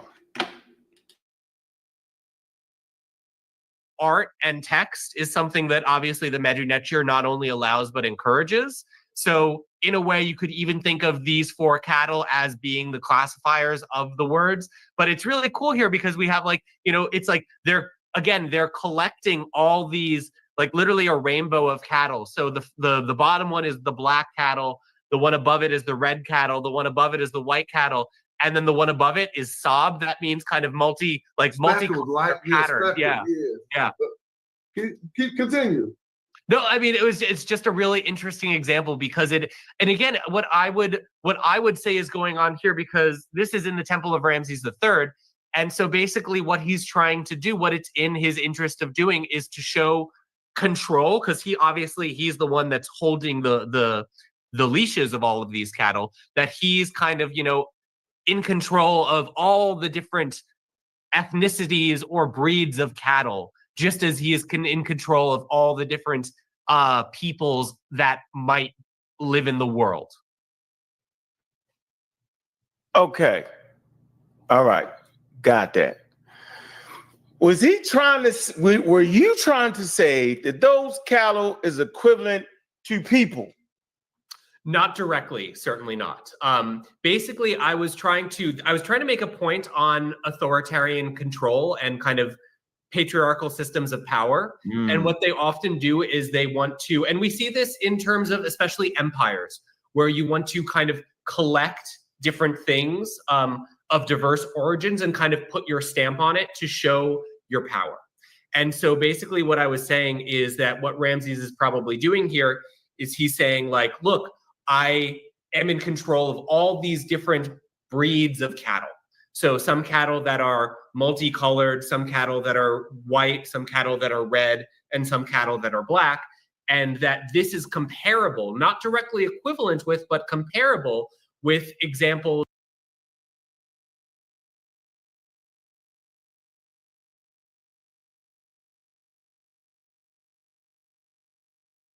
So I was kind of not saying that there was a direct one-to-one comparison here, but just that this is another feature of authoritarian control, where again, what you try to do is you try to first enumerate and describe the world so that then you can collect and control it. I thought so. I thought I understood it like that, but it was the only way I could find out was to actually ask you, because there was some confusion in that, and I'm not sure it was on purpose, but it was definitely some confusion in that, and that actually helps me understand that more. So confusion was probably my fault. I probably didn't. I heard it in my voice. I got too excited, and I probably skipped over some things. Okay, but okay, all right. Huh? That's funny, man. Rashulel, what's up, man? He say, is there a woman determinative opposed to cows? No female cow determinative. That's the question. I think they use that feminine T to feminize it. Mr. Rashul, appreciate the donation, man. Man, let me get to this. I want to premiere this. Definitely want to premiere this. Man, big up to everybody, man. I appreciate everybody, man. We're going to end it with this video right here, man. I'm going to get over to Dr. Mayats, man. Y'all can come back to here, man.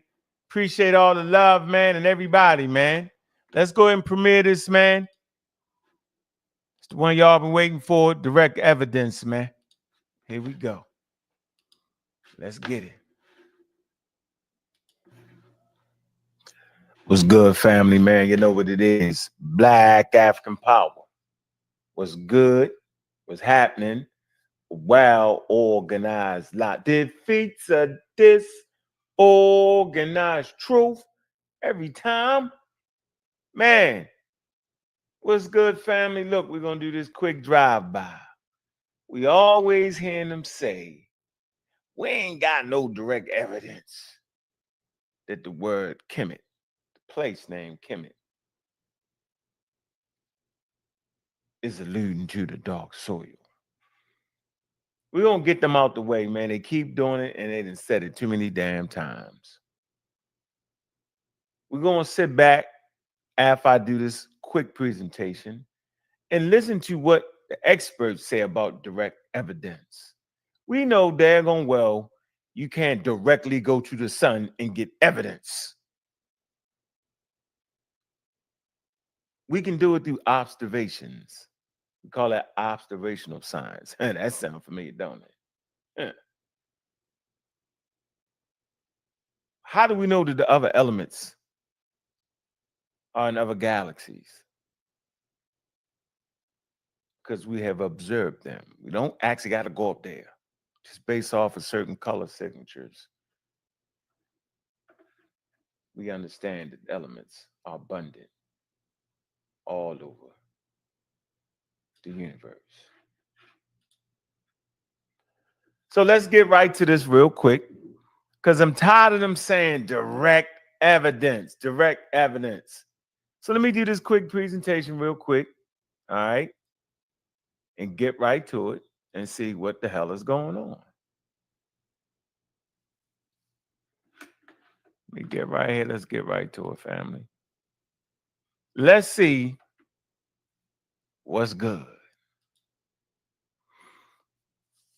Does Kemet require direct evidence? Once again, the word Kemet require direct evidence. Linguistics and philological perspectives. Let's see if it needs direct evidence when dealing with the soil. Direct evidence in linguistics. Direct textual evidence is rare in historical linguistics and philology. Scholars rely on indirect evidence, context, and comparative analysis. Now, that would have been nice to know as they ran their mouth and talked that talk. This brings a whole new perspective to it. Egyptological methods, context analysis of how terms appear in inscriptions, determinative signs indicating land, people, or abstract ideas. Comparative linguistics, Coptic Kimi, meaning Egypt, archaeological and environmental context. Scholarly consensus. No direct text states Kemet equals black soil. Indirect evidence contrasts the desert or the red land, support the meaning. Black land, Fertile Nile Valley, is widely accepted as the correct interpretation. Let me give you a comparison chart, a comparison of interpretations. Kim, black land interpretation with the yellow and black people interpretation. We see the strength of evidence on the left-hand side.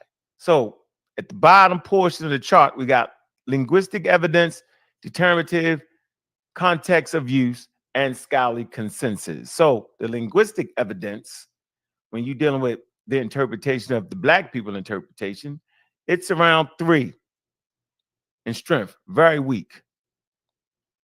When you move to the black land interpretation, it's at a 9. Evidence is strong in linguistics for it meaning the black land. Let's deal with determinatives. It's at a 2, low, very low in black people interpretations. And then when you come to the black land interpretations, it's at an 8. I mean, the evidence is high. When you come to the context of use, it's high. It's all the way up at a 9 when you're dealing with the black land interpretation, and it's at a 4 when you're dealing with the black people interpretation. It's in context. It drops even farther with the scholarly consensus.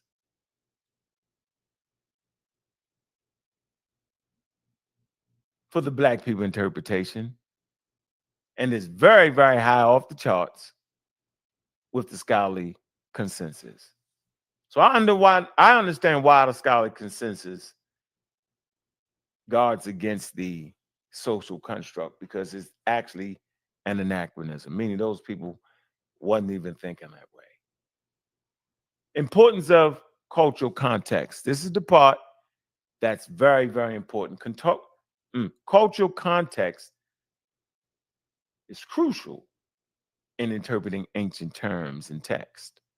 Understanding the worldview of the ancient Egyptian helps clarify the meaning of Kemet. It's all about their worldview, not about African Americans and Black Americans' worldview. It's about the indigenous people worldview. How did they see their world?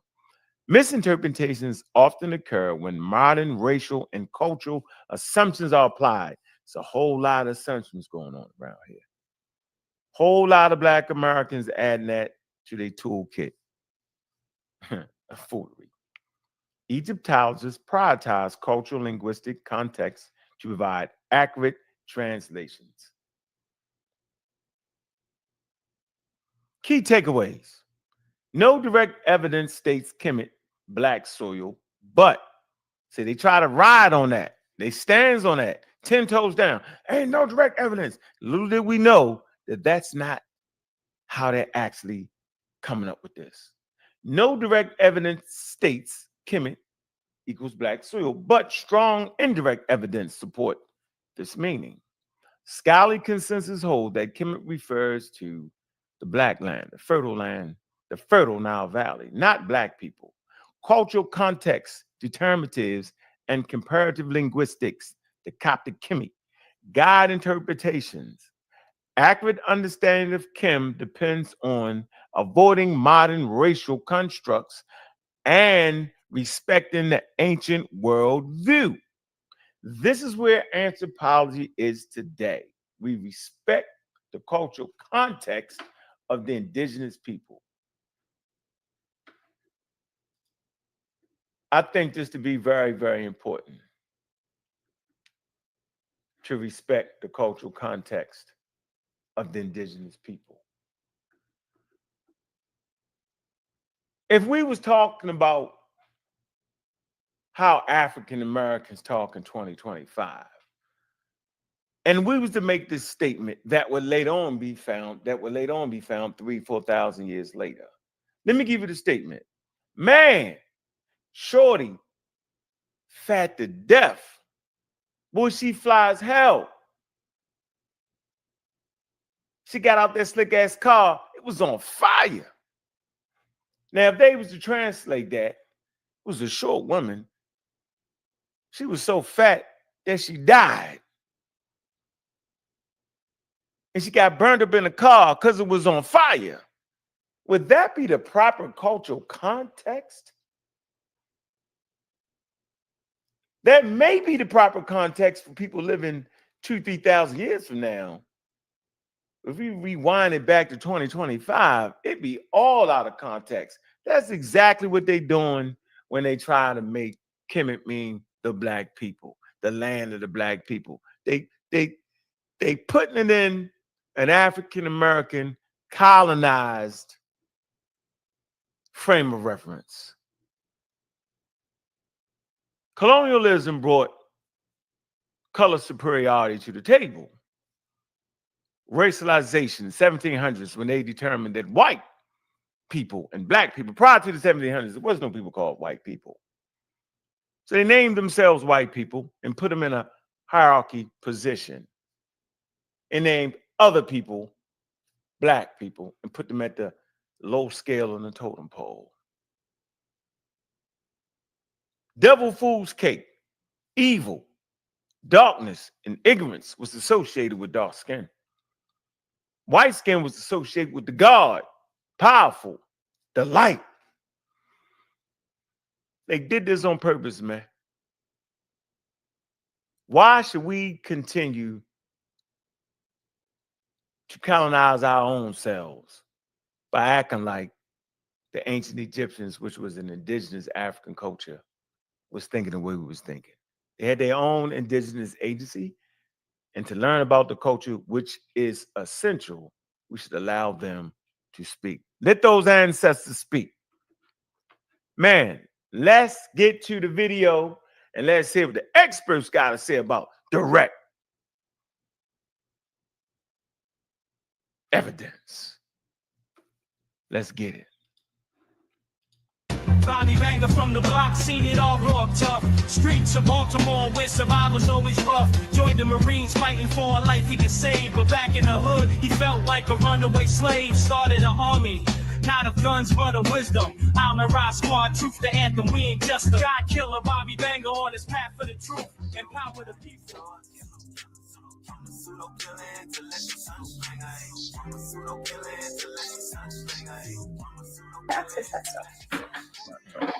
Yeah, so the Kemet thing is an interesting conversation, because what people will normally use against you is that they say, but wait a minute, there's no direct evidence that the word Kemet means the black land. So what would be your response to having no direct evidence? Are there any other ways to figure this out? What would you say as a person that reads the language in the glyphs? I would say define direct evidence. So an Egyptian reading I don't know. No, what I mean by that is, so how much would it take for people to be convinced, I guess, is what would be the threshold? Because Egyptian texts do talk about the Black Land in relation to the Red Land. So as far as I'm concerned, I do see for myself what I would call direct evidence in which the Black Land is in opposition to the Red Land. I see there being dualism, a dichotomy of the two concepts, showing that the landscape is seen by the Egyptians just like now as being between the fertile and the arid, between the habited and the inhabited. And I think there is enough in the text to show us that they are aware of this. And so for me, that constitutes direct evidence for me. That doesn't necessarily constitute direct evidence for other scholars. So I guess I'm really representing myself here, of course. Okay. All right. Like that. So let me ask you this.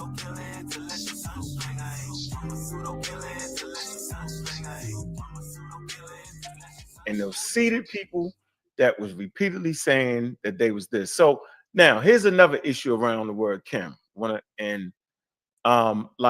So there's said not to be actually direct evidence that would state that the black soil. So as a philologist, how do you know there's no direct evidence, but what are you looking at that would say it makes more sense to be black soil as opposed to some other things, or black people or black skinned people? What are you looking at to find these clues?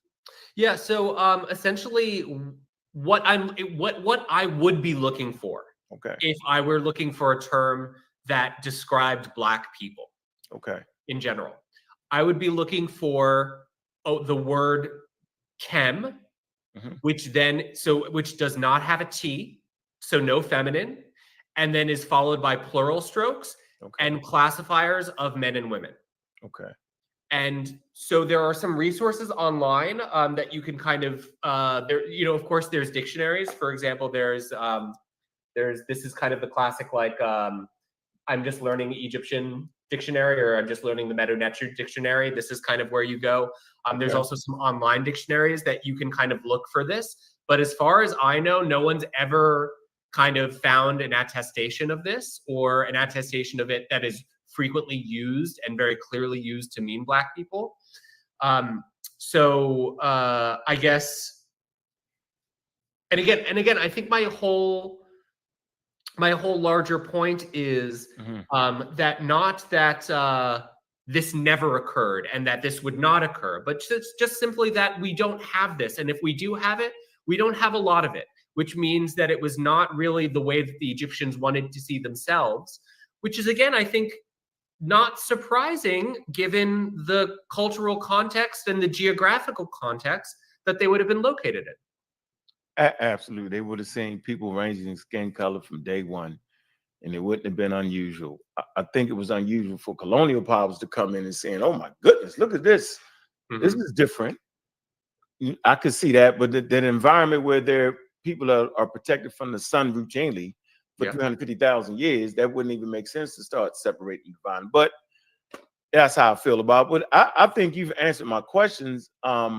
Maybe there's one more. Maybe let me see. I'm not sure if you're familiar with this shit. Go ahead. Actually, do you mind if I chime in? Because one of the things that we were talking about is kind of how a lot of this is related to kind of larger colonial or racial projects from the contemporary world. But I think we could also maybe find some ancient examples of this. But again, ancient examples that are directly connected with imperialism. So we do see kind of, and I know there's colleagues of mine that have worked on this in ways that I'm kind of going outside of my comfort zone here. So I'd encourage you to look at some of their research. Particularly, there's one scholar that I was working with a few years back that has an article on Herodotus and black bodies. And then one of my colleagues in classics at UCLA is looking very much at images of enslaved black children, especially in the Roman Empire, and in Rome in the Roman Empire. So not like in Roman Africa. And it does seem to be that I think there is kind of anytime you see this kind of colonialism, whether it's ancient colonialism or modern colonialism, contemporary colonialism, this is when you start to see some of those stereotypes, some of those kind of, you know, this desire to kind of neatly classify a complex world into, especially a complex world that you're not indigenous to. So to oversimplify that in order to make it understandable, and then to make it consumable and to make it controllable. So it's a great, so you can actually see a gradation to get to colonial periods for real. Yeah, and I think you see it. You can see it in colonial periods in the ancient world too, specifically Roman colonization of Roman colonialism, which is kind of the ultimate colonial extraction of Egypt, where they literally go in, they conquer it, they immediately declare it kind of a special province, the emperor's personal province, and then they just literally suck out the resources of it to bring to Rome. The food, the breadbasket of the world, based off of that black soil. Boy, I tell you. Boy, I tell you. So we kind of spoke.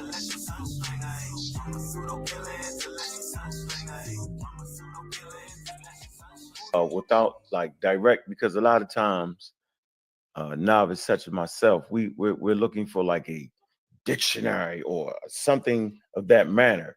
And you know, based off my study, I understand that you could find a pinky bone of a hominid and reconstruct the whole body.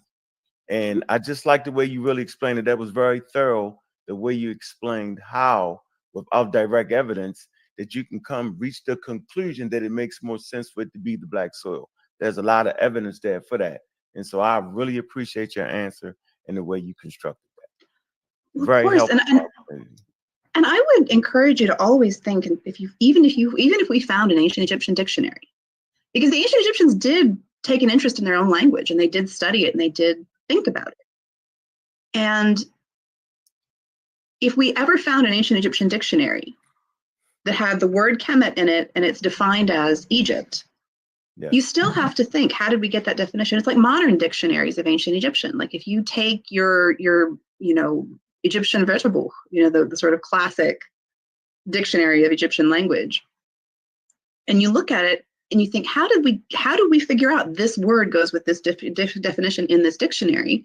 A lot of times you'd find stories like that. People have to do research. They have to think about how a word is used, what its root might be. They have to look at other languages that are related to Egyptian for analogies. Like how is that, and like you're like Coptic, right? For instance, how does that word get transmitted into Coptic? How is the same phonetic root used in a period when we can be much more certain about how it was used because we have much more written language, we have translations, right? How do we get that definition?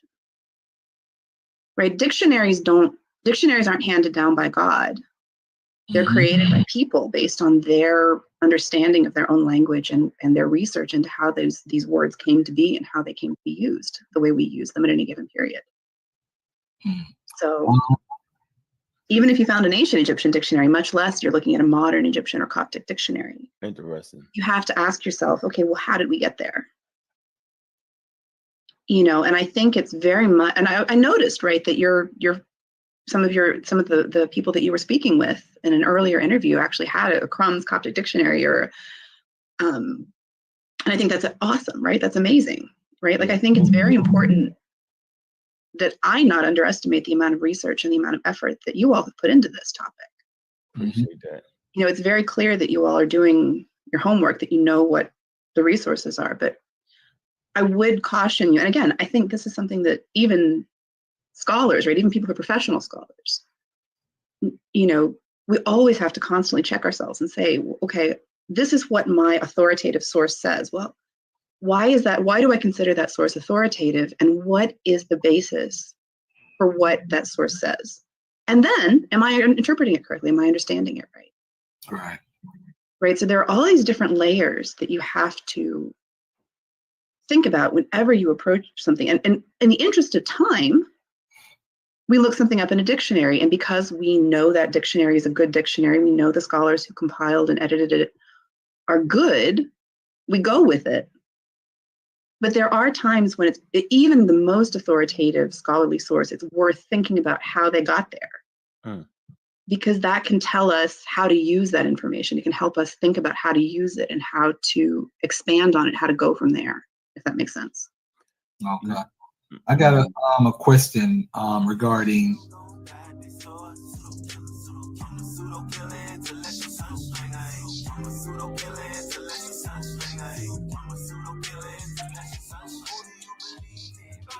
From the block, seen it all raw, tough. Streets of Baltimore where survival's always rough. Joined the Marines fighting for a life he could save. But back in the hood, he felt like a runaway slave. Started an army, not of guns but of wisdom. I'm a rock squad, truth the anthem. We ain't just a God killer, Bobby Banger on his path for the truth. Empower the people, give them wisdom as the proof. Black power.